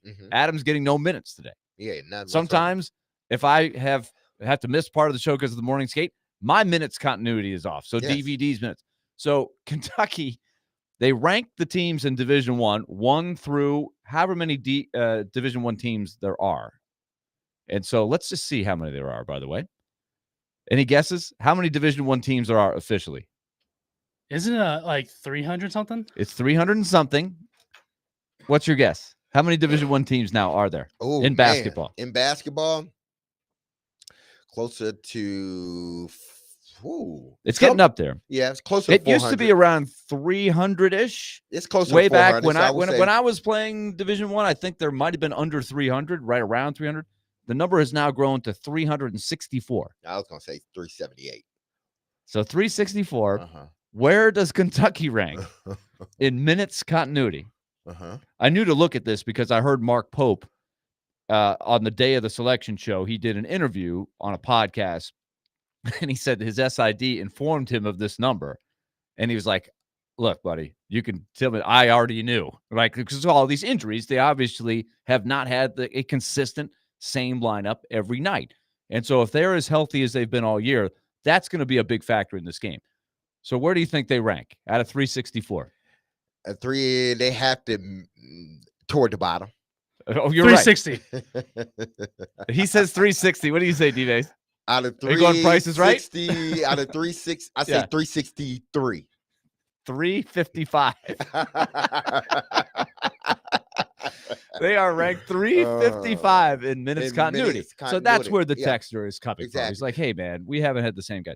But then he also And they brought got up- the thing is they got used to not having the same guys, and they made won it some work, big yeah. games without this guy or that guy, and then another guy comes in.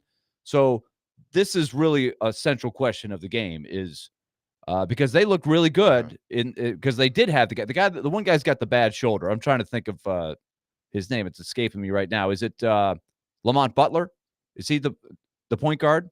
I think that's who I'm Yes, thinking of, Lamont right? Butler. He's got the big shoulder sling on, but he can be really good. Mhm. So the question is, are they gelling the way they're going to need to gel to beat Tennessee for a third time? Because as we just pointed out, Tennessee, they were not at their best Yes. those two nights. Take nothing away from Kentucky's ability to win those games, but Tennessee didn't look as good as they can look in those games. Yeah, and then also two things quickly because the texter followed up and says, I love y'all. Only time to talk trash. We love you too. Don't worry about it. We love it. No, when we get the correspondence. No show is worth the back and salt forth. around here unless you Exactly. have some Kentucky fans weighing in. We got to Exactly. have the Kentucky So fans we weighing need to in. keep on with Yeah, the keep it coming. corresponding. back and forth. 615-737-1025, by the way. And Tennessee fans, come on back. Let's go. Exactly. Also, but he said also Tennessee lost at home because they tried to play Kentucky's game, which is Kentucky loves to shoot 3-pointers. They love that up-paced game. Maybe that's not, that's we don't look at UT as this team that just love to drain threes, but that's what they tried to do with Kentucky, and it didn't work. So that's why they're very intriguing to me because they are a team, and I know every team that gets hot from the outside. Listen, if they got a shot to make it all the way, but it's not just that. It's what, especially with the guys that they have that can play in the middle of the court. They got rim protectors. They got the guys that can score in that mid range or that can score in the low post. When you're hitting those threes at a clip that UT's hitting and the defense that they play, yeah, it is hard to beat them because not only now are they knocking down threes, they're playing the defense that is smothering you, that is not allowing you to get, your 3-pointers off, play that brand of basketball you want to play. But when they're not shooting well, teams feel like, okay, we can come back. We can play our brand of basketball, which Kentucky did against them. But Kentucky reminds me so much of what Arkansas is doing now. Arkansas is gelling. They are becoming better and better. And they were tested this past game, big time. And they pulled through. Kentucky's doing the same thing. Kentucky's starting to gel now. It's going to be a heck of a game. Yeah. I'm still leaning Tennessee, but I would love some more commentary on this if you want to weigh in. 615-737-1025. Phone and text line driven by WilsonCountyHyundai.com. We're back after this.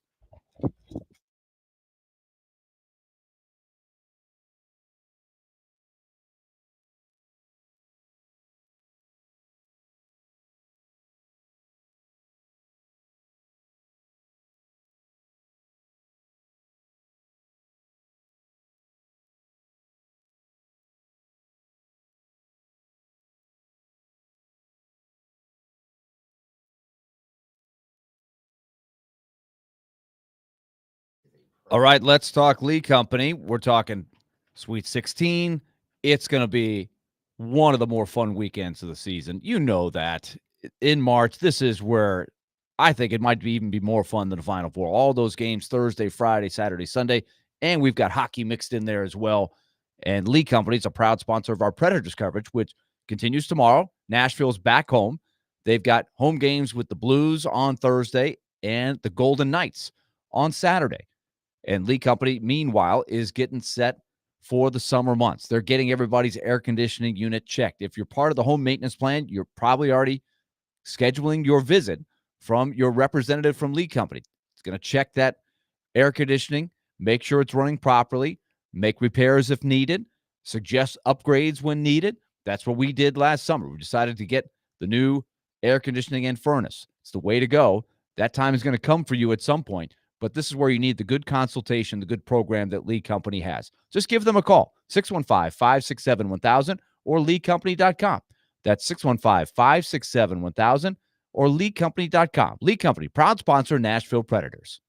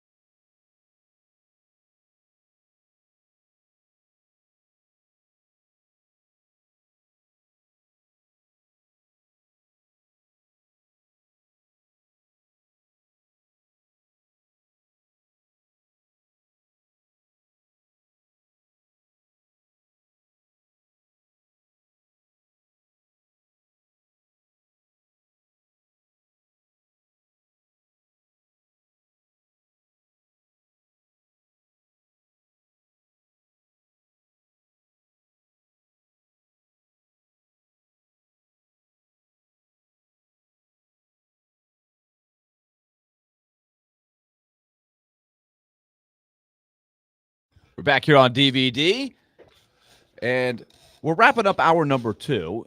We got some pretty good banter going on our text line, driven by Yes. WilsonCountyHyundai.com. Let's get in Adam from Portland. Let's see where he wants to go today. Adam, you want to weigh in on this Kentucky-Tennessee matchup here? What's pretty wild, man, is that I've been willing. So I'm an insurance adjuster, so I go where storms are. And Kentucky always has the storm. So anytime, and I usually have a Tennessee cap on or something, and I got a sticker on my car. So somebody always has something to say. But these guys take it so seriously, basketball up here. And like I'm in near Manchester right now, which is it's why I can't believe I got cell reception. But everybody has something to say. A 90-year-old woman will talk crazy to you or look at you funny. I think Tennessee defensively is going to be a real problem for Kentucky. Kentucky feels like their coach is the right coach, so they all love him, from what I can tell. But I just don't think they're going to be able to score enough, and it only takes like one. Tennessee has 3 dudes who can get hot on any night. And if you have one of them go for 20, 25 points, I don't think Kentucky's going to be able to score enough. That's where I'm at, dude. Kentucky fans believe, but I do not believe. All right, Adam. Well, Good stuff. Hey, listen, if you just now realizing how deep college basketball runs with Kentucky alums or just Kentucky fans in the state of Kentucky, you don't follow fan bases. And I know, Adam, you too. I'm just tongue in cheek, but he's right. Kentucky fans, I mean, when they're with their team, they are with their team. They invented basketball. Forget about In their own Indiana. mind. Yeah, in their minds, no, it ain't about Indiana. It's about us. It's about the state of Kentucky, not the state of Indiana. So, I get it. Listen, both of these teams, I think they has their deficiencies. Maybe Kentucky has more deficiencies than UT. But for whatever reason, this matchup has not been good for the Vols. It just hadn't. For whatever we can name the reasons why, the Vols lost, but then we could say, hey, listen, they didn't have some of their guys as well. So as much as we look at this, man, it's just maybe because if you are a boxing fan, that that it's styles that make fights. That's what make fights. Like Deontay Wilder and what was the other? I'm forgetting it. Why am I forgetting the other heavyweight's name from overseas? Not Slitchkov. The one he Drago? Yeah, no, not what was the big not the Ivan Drago? Slitchkov Rocky brothers. IV? I'm talking about the one that's champion now, where he just lost from Ireland. Is he from Ireland somewhere? The big 6'7" guy from Ireland. Is it from Ireland? Yeah. But anyway, You could go back to Ali versus exactly. Frazier. Those the three, styles make those fights. two guys have fought, I think, 3 times. And outside of the one, fight, the first fight where many thought Wilder lost that fight, every other fight after that, Wilder was dominated. It ended up getting knocked out. That doesn't mean Wilder isn't one of the greatest champions. It just means the style of fight that he fights with when he's fighting this Tyson Fury. Yeah, Tyson Fury. When he's fighting Tyson Fury, it just doesn't match. Tyson Fury can fight him 10 more times and win 9 of them. Because the style of fight matters when picking opponents. It matters. Matchup. Ask Tommy Hearns and Sugar Ray Leonard. It matters, when you go up against opponent more than one time and you seem to can't win, or you have a hard time at winning because styles make fights. This may be Is a it style. Tyson Fury that you're talking about? Yeah, I said David Gibbs. Yeah. Tyson Fury. Paramedical Henry also weighing in on that. He's also from the UK. Exactly. He's from the UK. There it go. I said from Ireland, but UK. I'm sorry. But maybe styles in this situation makes the game, which doesn't favor UT. Doesn't favor UT, because Kentucky is going to shoot from the 3-point line. And if you try to play their game, which it seems like they've tried to play, you're going to lose if you're not hitting, because they're going to take more threes and they're going to do the things necessary. So in order to beat them, you can't play their style of play. But it's almost like they're forcing it on UT. Like, you're going to play our style of play no matter what, regardless of what you try to do. And maybe maybe they're running up against the wrong team at the wrong time. Glenn on our text line, driven by WilsonCountyHyundai.com. By the way, 615-737-1025. Adam from Portland being an insurance adjuster absolutely tracks. Okay. Thanks, Paul, for weighing in. He has no comment on the game or anything. No. Just wanted to comment on Adam. Glenn from Greenbrier. UK can't score enough. 78 and 75 is all it took. UT can't score enough. LOL. And I do think that is that's where the styles make fights. I think Kentucky probably, in fairness, probably is more explosive offensively than Tennessee. But Tennessee, we know, wins with the defense. I still like Tennessee in this game, but let's see how it plays out. Mark in Ashland City wants to one-up everybody. He says it doesn't matter who wins that game. The Gators had their push to the limits moment against the back-to-back champs. Walter Clayton has ice in his veins. The Gators will be the champs. Go Gators, chomp chomp. Hey, I've got Florida winning the whole thing. yeah, I will come clean with that. The way they in my bracket. played against UConn, and people may look at it as UConn wasn't the same team they were in last year when they just came off winning back-to-back championships. They're not that same team. But I want to tell you this. As crazy as Hurley, the head coach, is, now that's pretty high level. He got a damn good team, and they respond to him.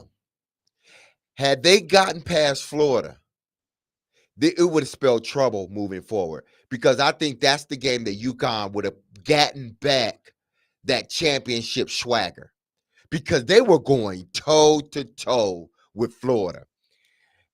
And Florida is a long team, man. They are a good team. Like, offensively, and they are a good team. And had UConn won that game, I would have probably changed. If the Spartans would end up losing, I would have probably picked UConn to win the whole thing based off of that game, because I think that would have been a catapult game for them, because they just now starting to get healthy too. They're picking it up as well.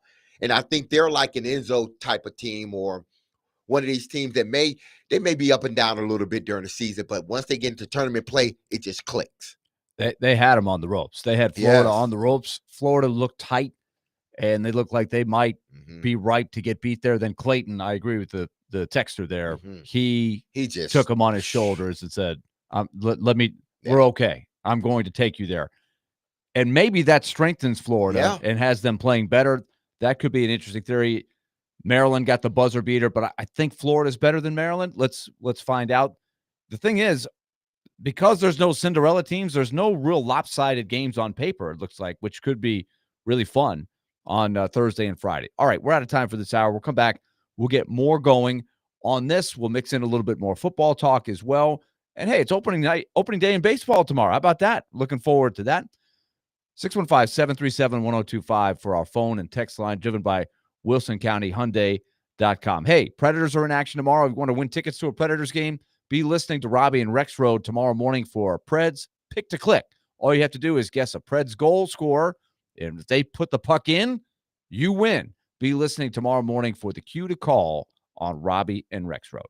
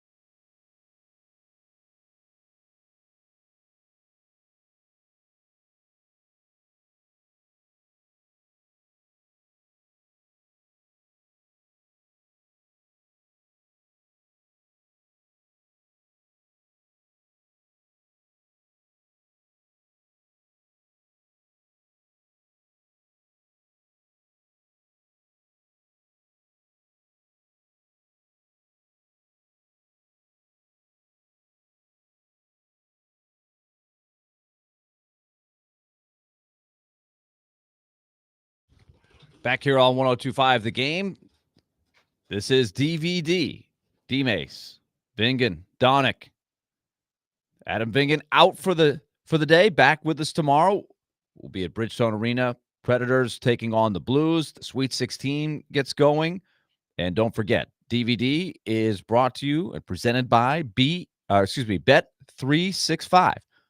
That's 365. Bet365, whatever the moment. It's never ordinary at Bet365. And we're also broadcasting for the Busy Bee Plumbing, Heating, and Air Conditioning Game Nashville Studios, home of the $99 yearly Beehive membership, where the buzz is always about great service. Let's say this about Kentucky. We got a lot of people weighing in our text line about Kentucky. Remember where they were last year. Caroline was still part of the show. There was a total freak out on John Calipari after they lost that game in the first round, right? Yeah. They lost your guys from Michigan, Oakland. Remember the guy hit the 10 threes? Yes. And Jack Volke.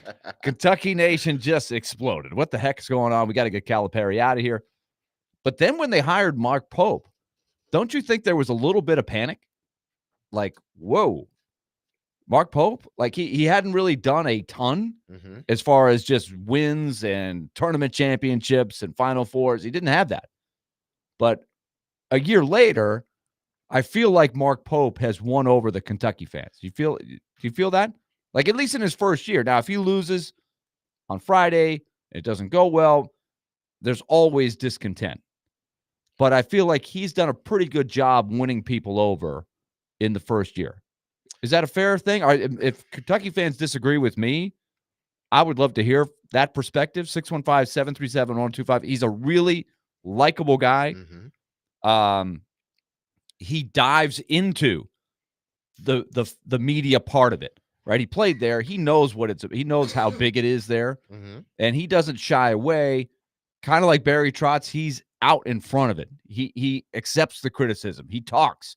He knows the expectations, right? He embraces that part of it. I think that helps him. Yeah, it does. And it also helps that you beat then at the time the number 6 team in the country early in the season in Duke. So when out of your 8 straight wins, or what is 7 straight wins they had, one of those wins were against Duke. And then you come back and you beat Gonzaga. At the time, they were ranked 7th. So when you start early on, once you change regimes and that coach comes in and he starts winning some of those big games, I think you start to get more of a buy-in. But I think Kentucky fans are like, listen, as long as you're a Kentucky head coach, we love you. We love the university more than we love you, so we're going to root for the university. But or we love the program more than we love the actual coach. Well, we're going to root for the program no matter who's out there. But I think when you have 7 to 8 straight wins, and in those wins you beat the 6th ranked team with arguably who may end up being the best player in college basketball in Cooper Flagg with 2 G's, okay, who you voted for your player for the Wooden Award. Yes, he planted the flag. Exactly. I did plant the flag. Oh, absolutely. So when you have a coach coming in and he's winning those games, then it does give you a sense of, okay, we may be all right. We should be all right. We got the talent. We should be a better coach team. Let's just say that, because that was sort of the knock on Cal. Like he couldn't, when it came down to it, he couldn't win those games. And it seemed like he was out coached a lot of times. Now they went on to have a up and down season, and a lot of it, had to do with not having and you spelled it out. As far as cohesiveness amongst the unit, they were ranked damn near at the bottom. Yeah, of with all the injuries, injuries, because of the injuries. Yeah. They didn't have great continuity. Exactly. So even with 355th out of 364 and minutes continuity on the exactly. So even with that, you beat the Vols twice. They had some big wins. Yeah, they had some huge wins. So at least from my perspective, now I'm not a Kentucky, blue and blue. I'm not gonna even call y'all homers. Well, y'all probably are, but we are on Tennessee's airwaves. But we do go into any other airwaves we want to because of the app. And we get in Kentucky. Our signal gets up in Kentucky. We get that Kentucky area. But listen, I would tend to think, Willie, that he's won the base over because of some of the big wins he's had within the conference, out of conference, and now he's gotten his team to the Sweet 16. They now, and it was done almost out of necessity by Pope, but it's become the normal thing. Because remember, Calipari, I still think, still prefers the give me the high-end high school recruits, the one and dones, the guys that are going to play in the NBA, and I'm going to keep that as my brand. And I'm going to show you, look at all these guys playing in the NBA from Kentucky. And there's a ton of them. But it was becoming harder and harder to win with a younger roster. And so now Mark Pope, Otega Oweh, famously transfers from Oklahoma, where he played for 2 years. And he had 2 buzzer beaters against Oklahoma this year. Lamont Butler, we just talked about, 3 years, 4 years at San Diego State, comes to Kentucky for 1 year. And this is this is probably the biggest dilemma going on for college basketball, the good and the bad. Yes. I saw a number. I texted it to you guys this morning, but the viewership for this tournament for TNT and CBS is the biggest viewership for the NCAA tournament since 1993. That's how hot it is. This is a fun product to watch. The problem is that they average, by the way, 9.4 million viewers through the second round. That's impressive. That's a new height. And so the fans are embracing the product. The only problem, I also sent you guys a chart that somebody did on Twitter. It was really interesting. And they took the starting 5 of all teams in the Sweet 16, and they put the logo of the school where each player in the starting 5 started their college career. Forget about if there was a third school in there, which often is the case, right? There's a lot of people that play for 3 schools. I mean, Cam Ward played for 3 schools, right? It's happening in all the sports. I was wondering, how do I interpret this? Right. So they made you guess which school is which. Now, Michigan State is still a little bit old school. They only have 1 transfer among their starting 5. And Duke is also a school with at least their starting 5 only has 1 transfer. But Kentucky is now much more like a lot of schools. Purdue is, by the way, the only team that has all 5 starting 5 that have only been at Purdue. But it is evolving a lot. And I know for fan bases that is frustrating. And I think of Kentucky fans a lot with this because I played during the era where they had Richie Farmer, Sean Woods, John Pelfrey, Darren Feldhouse. They put those guys' numbers in the rafters. Those guys weren't great players, but they were there for 4 years. They went through the tough times when Kentucky went on probation, and then Rick Pitino revived the program. He brought in Jamal Mashburn, and they overachieved. They won the hearts of the Kentucky fans, but it was over a 2 or 3 year period. Yeah. And the fans fell in love with the way they played the game. You don't see that anymore, right? Now, at the beginning of every year, you're looking around going, where's this guy from? Where's that guy from? It took me a month to learn Vanderbilt's roster this year. Because the whole team was new. I loved how they played, but I didn't know anything about them. I hadn't watched them grow from year to year. It was weird, but I enjoyed it. But you do lose something when you have this free agency every year. It's crazy because you're looking at, but people are watching. Yeah, you're looking at this, and because the top team is the original team, right? On every line. You're looking at this. I was the same way. It looks like you're playing a crossword puzzle or something. Every team in the SEC, it seems like, if I'm reading this right, UT, Auburn, where is Florida at? Florida is the middle because the only reason I knew it was Florida. Florida only has 1 starter that's been only at Florida. The other 4 starters are transfers. One of them started at Belmont. Yeah, because they have Iona at the top, but Iona, that's where Clayton started. Yeah, so you're looking at the SEC teams, and they are all like guys from other schools. It's free They agents. didn't start at the SEC. It's free agents. Yeah, it's just free. The SEC has been free agency, right? Which is, I get it. There's a guy on Florida's team, and I'll look up his name because I don't have their names memorized. Obviously, I watched the play. I know the numbers, how they look. Mhm. But obviously, Walter Clayton, he started at Iona. Will Richard, way back when, played at Belmont in 2022 for Casey Alexander. He's now played 3 years at Florida. They've got a guy who played in the Final Four for Florida Atlantic Oh, a couple wow. years ago when they were the Cinderella team. He's still playing college Hold on, basketball. Willie, I think he's like 37 years old. Where's Michigan at in this? Well, the fact that you don't see a lot of big M's on there tells you they have a lot of transfers. Their whole team is transfers. It's a really interesting exercise. Is that If people want is to do that a it, typo? if people Because I want to don't look, see them on there at all. Google on Twitter or X, whatever, NCAA buzzer beaters and game winners. It's such a long handle. I could barely even. It's cut off. And on this the is thing. just the starting five, It's right? the starting five, and it wow. says it's a game. They show a big chart of the starting five for all 16 teams, but they don't tell you which team is which. And they say try to figure out which team is which, where every Sweet 16 team's starting five began playing college basketball. The only reason I knew how to identify Ole Miss, who has one player in their starting five that started at Ole Miss, is because the Vanderbilt logo was there, and I knew Malik Dia started at Vanderbilt. It's incredible. What do you think the average is for each team? One or two? One or two, yeah. Most of these teams have the majority of their starting five that started at a different school. It's Yeah. becoming normal to have a team So of transfers. Duke, Purdue, Michigan State, and is this Houston?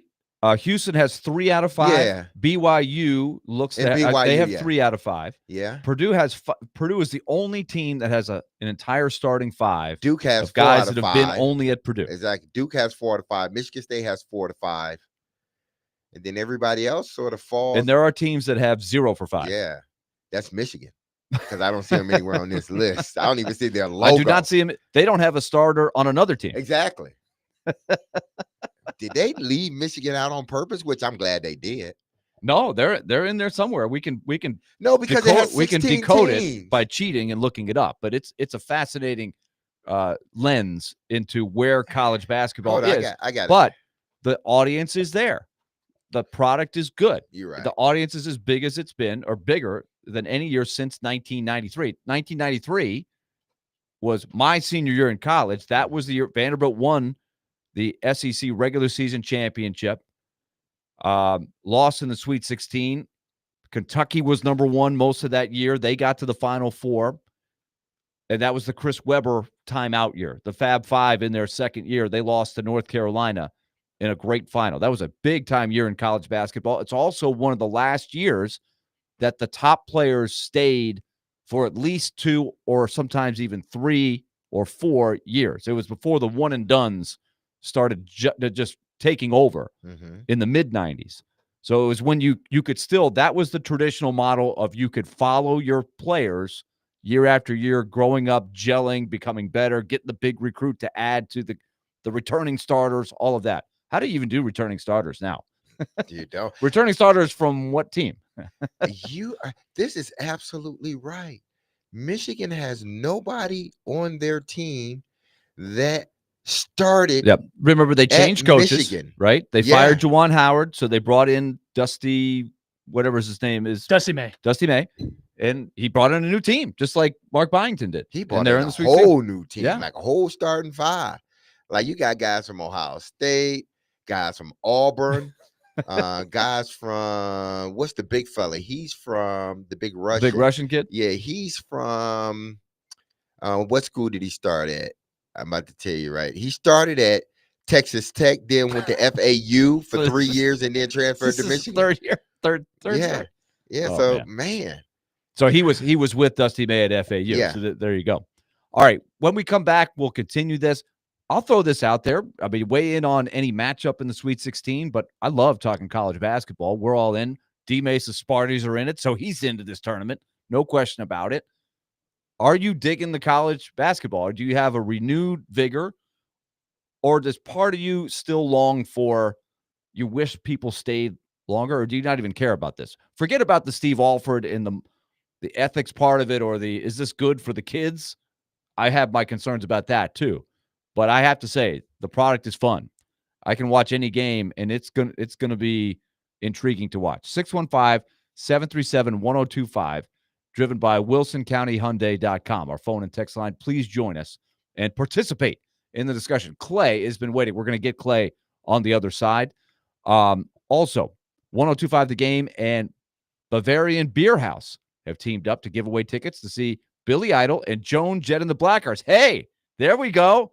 A little 80s action there. They're coming to Bridgestone Arena in the all-inclusive Eurostone Club Saturday, May 17th. You could be sitting in the all-inclusive Eurostone Club May 17th to watch Joan Jett and the Blackhearts and Billy Idol. Tune into Chase and Big Joe tomorrow during the 9 a.m. hour for the keyword to texting for your chance to win tickets. Bavarian Beer House, located at Opry Mills Mall. Enjoy traditional German beer, brats, giant pretzels, and more in their expensive beer hall and garden. Yeah, I found all 5 of them missing. Start playing. Okay, keep those phone calls coming in. 615-737-1025, talking NCAA hoops. What could you do with an extra $75,000? Maybe an extra $100,000? If you have a price in mind, could be $50,000.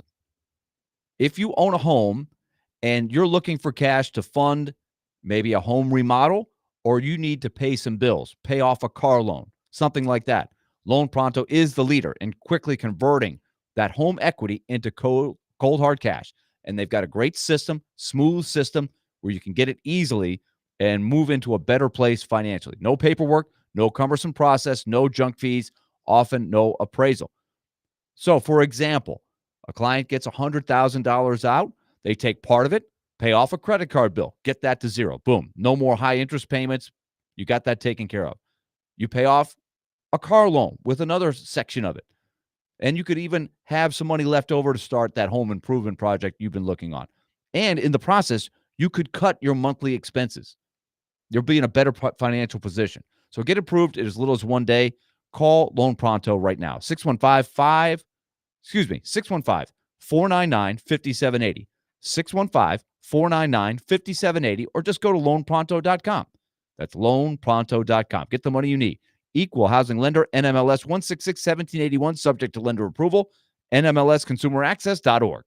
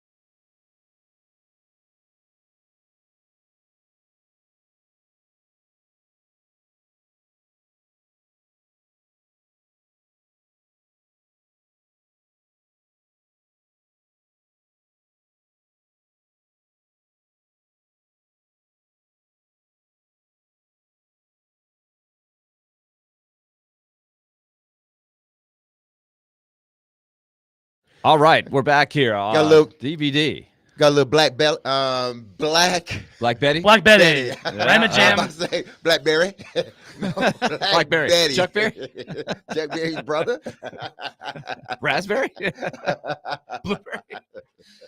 Black Betty. Yes, that's a good Betty, one. That's a Black Chris. Betty, That's a yes. Chris Mason. He loves that too, and he goes in it. There's that makes its way through the arenas sometimes when we're out and about. 615-737-1025. We're just shooting the breeze here on the NCAA tournament.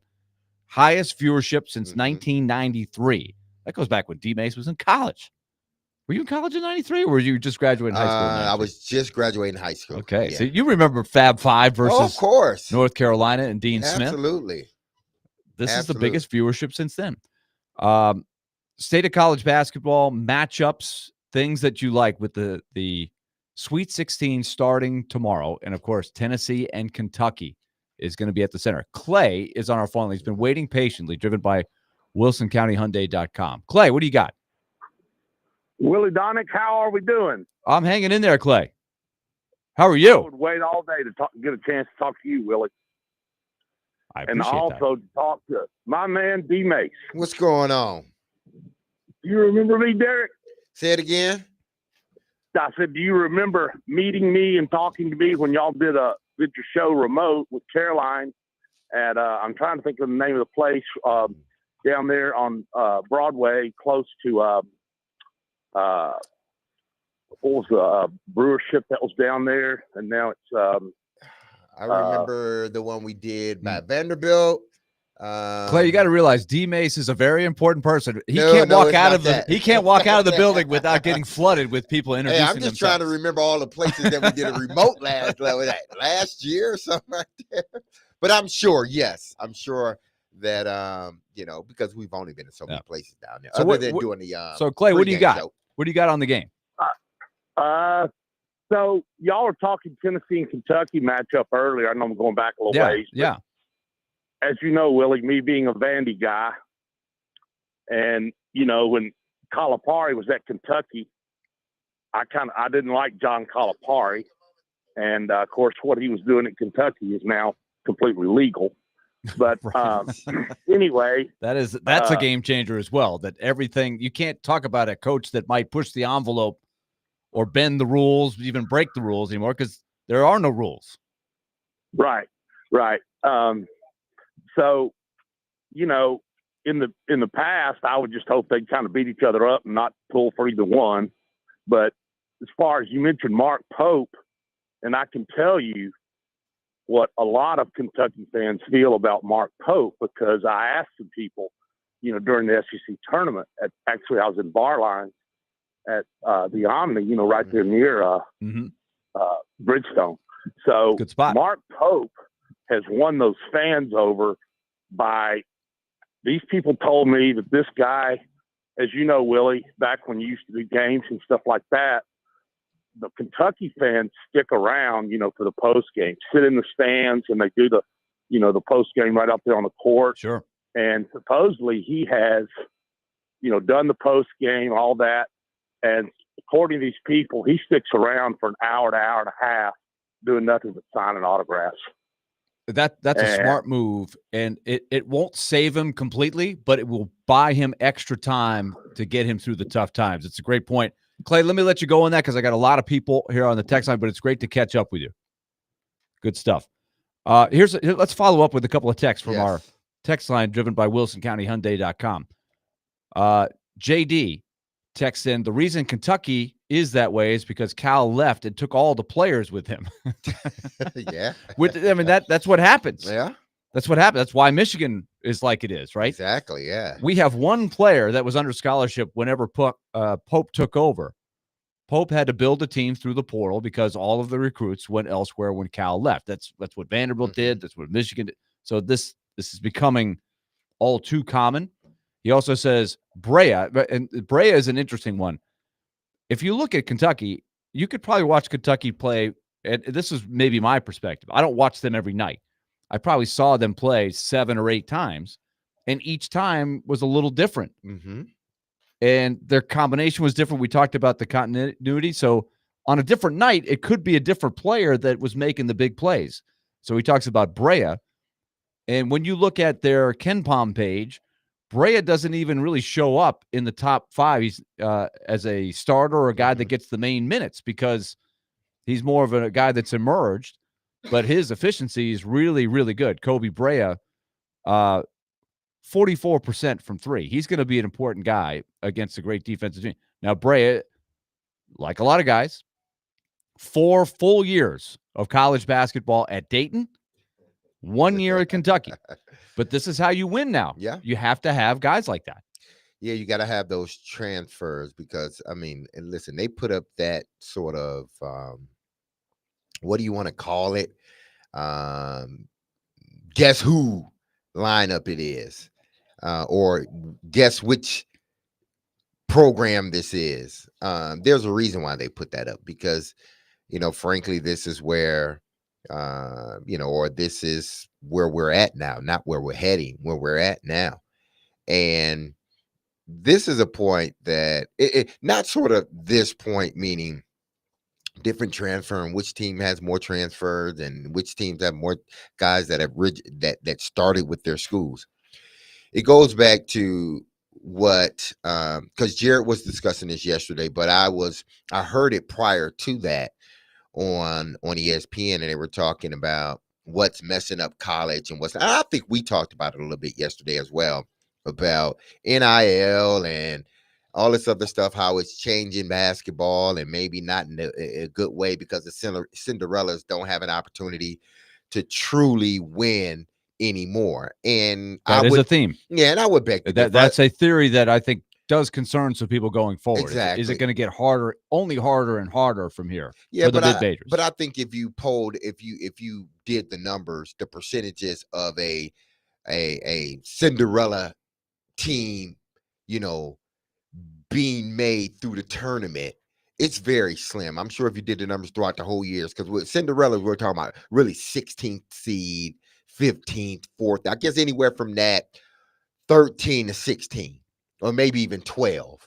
And on some, maybe not this year because the SEC was so deep, but let's just say 13 through 16. I guarantee the percentages are not that high on those teams having a Final Four type run or even an Elite 8 type run. So I don't think that because of the transfers, I think you're still going to have your percentages because basketball, unlike any other sport, if the ball, you can have the prettiest shot and you can be shooting it the same way every game, but sometimes that rim get tight.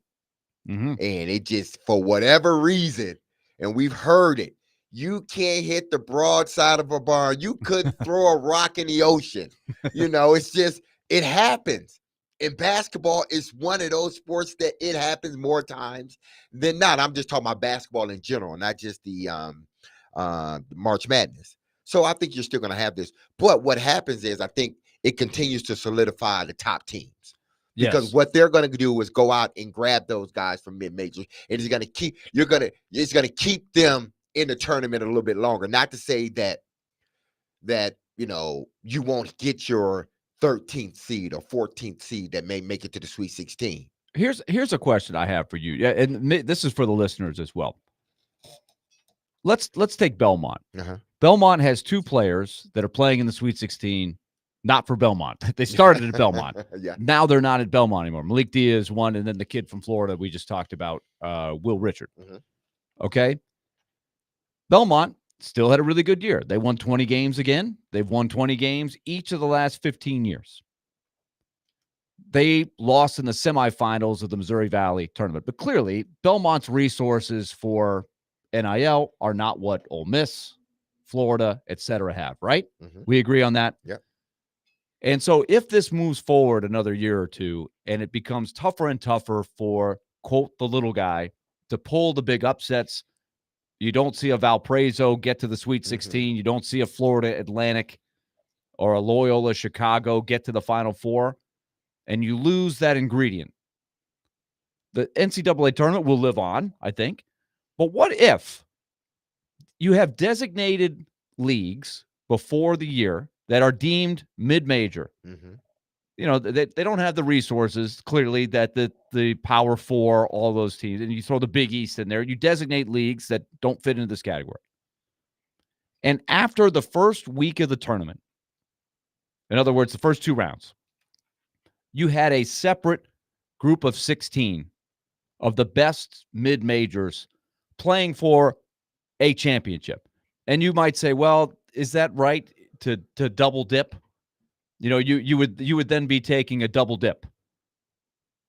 Let's say whoever you thought was the Cinderella this year. Let's say Lipscomb, right? Lipscomb was the Cinderella. They met certain criteria that maybe a committee would have. Top 100 in the Ken Palm, top 100 in the net. And you take the 16 best teams by a committee, and you played for a second level championship. Is that something people would watch? Is that something those teams would be interested in? To be the best of the teams that don't have basically pros playing out there.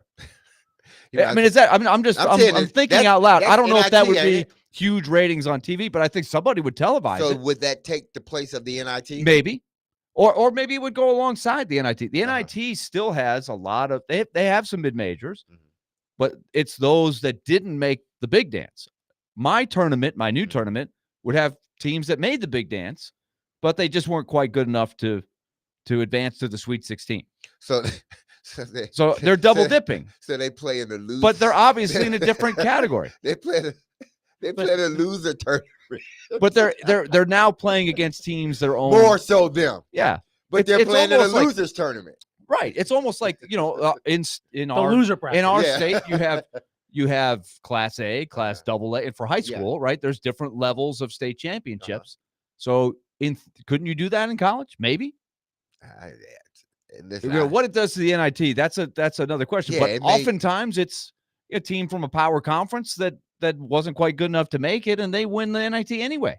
It made dissolve. But what it seems like to me, that's the losers tournament. It's may- a losers tournament, it but may it's also dissolve- it's it a may- you- definition of this is the mid major, You may have to. the best mid major. You may have So to. would Gonzaga and Memphis be a part of that? Because those are See, two now like that's they're where you get in some gray mid-majors, area, but they are like right? top tier programs. in I think college you would basketball. have to designate, and this is where it would get gray. And it's kind of like there's teams, the high school, right? They're a small school, but hey, they got a lot of resources. They're really good. Should they be playing against these little guys? I didn't mention any names. David did.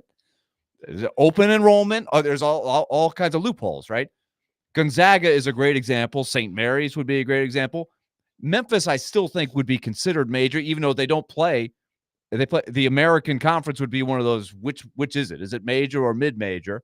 I would consider it major, but I don't think Gonzaga is in anybody's mind a mid-major anymore. So you would have to designate before the season who would qualify for this tournament. You couldn't cherry pick at the end of the season. You would have to say all of these schools, all of these leagues are in this category.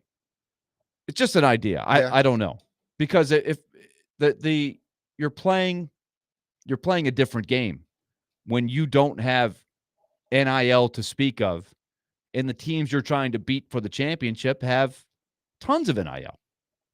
Yeah, I mean, I get it. Will it survive, or will I don't see Like how, you still have the tournament. Yeah, you you still still have have the the tournament, hope. but I don't it's just see how harder you- for Cinderellas to win, I think.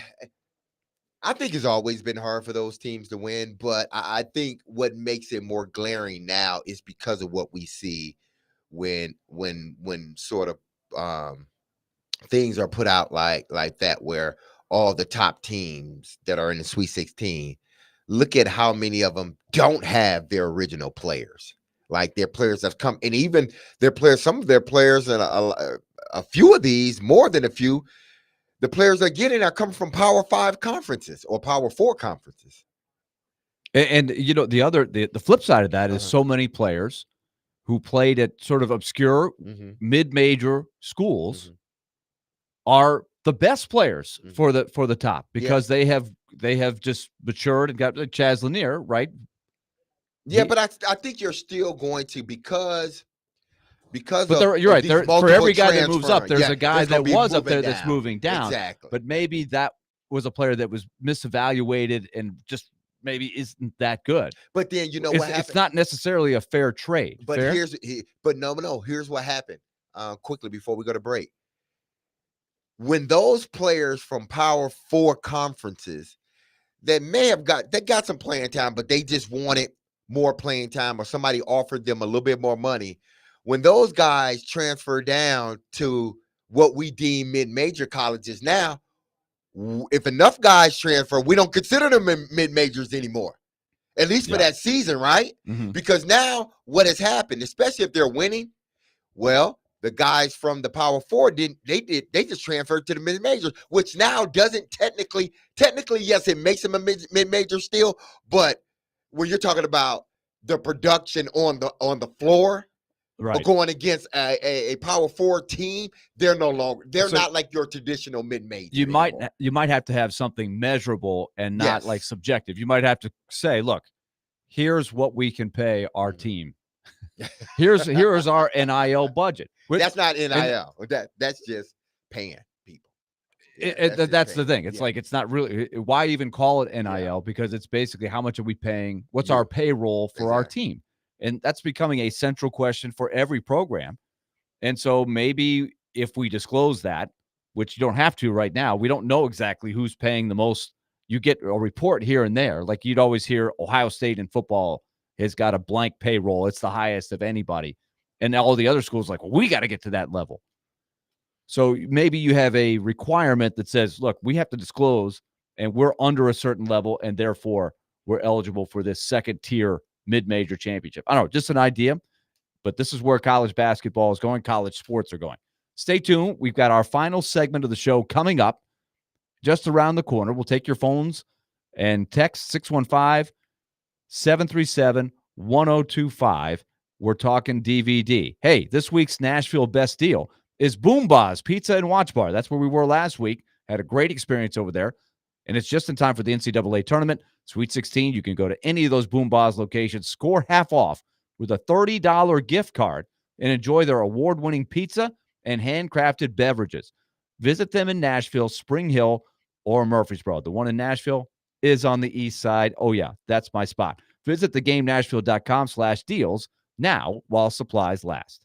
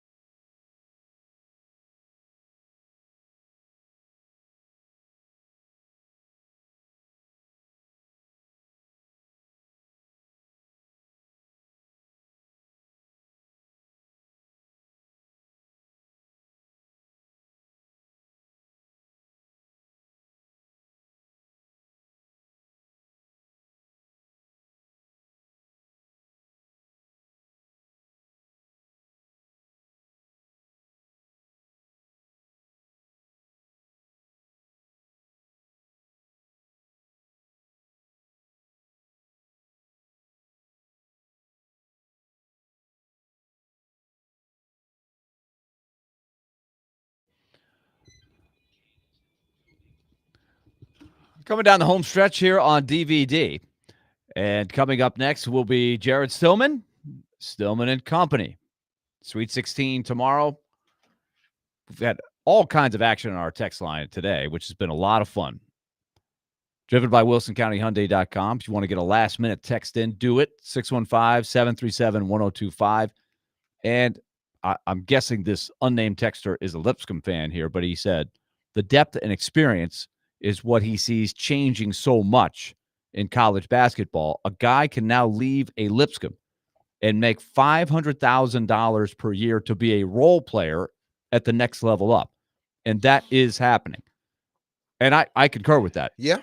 And we're talking, I mean, it may not always be 500,000, but let's say it's half of that. Let's say it's 250,000. Yeah, or 100,000. And at your school, whether it's Lipscomb or Middle Tennessee or Austin P or all of these teams in our area that are mid-major and probably on the front end have to tell their players, hey, look, if you can get a deal NIL with the local pizza joint just off of campus that you and your buddies like to go to, and you can get a little extra dough, do it. But we cannot on the front end say, Derek, if you come to our school, we can get you anything sniffing $250K. But there's no way. But I think it's because so they have no defense. They cannot, unless they say, Derek, you really like it here. Yeah, you're right. We're going to keep you on scholarship. We're going to do everything we can for you. We can't get you $250K. Yeah, we got. So what is Derek going to do? No matter how many of those small companies ante up, yeah, will it equal $100,000 that school is offering? Probably not, because you can't compete. No, it can't compete. But here's where because this has become the NBA, basically, essentially, that's what it's become, a professional league, because you got GMs now, people to manage the money, you got a budget, coach, you got agents involved or whatever they call them, but they're involved. So basically, this is the professional leagues. And what is it that the professional leagues, and let's just say the NBA, what is it that they're trying to create on their team? They're trying to create a big three and then a bench. A bench that can come in when the big three, 2 or 3 need to rest. We can throw in 3 other guys or 4 other guys to make it all 5, but at least the guys that are coming off the bench, at least 2 or 3 of them are top level mid-major players, but backups at the power 4. But when they come in, because they're good players, they're going to be able to play a little bit above their, sort of their ceiling. Their ceiling. They'll play a little bit above because of now they have moved up to the power 4. So if I take a guy for Lipscomb that had been lighting it up for 25 or 24 a night or 23 a night, with maybe 6 assists and 4 rebounds. Well, I may bring him on my team, but he's still not a starter for my team. But what he does enhances my bench. Just like any other professional team, you want to have your power 3 in a bench. If you have with every team, look at every team that won championships, just about. Their bench have given them really good minutes. Oh, yeah. That's basically what this is now. I need a bench. Yeah.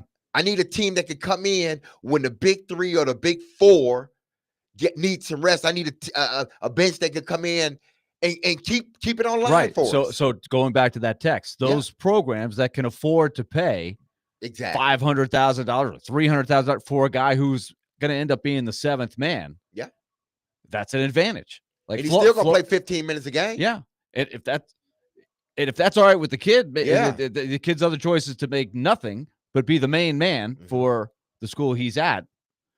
So it's an interesting question to go down the road and look at what this is going on, the ripple effects. But in the meantime, we're loving the college hoops. No question about it.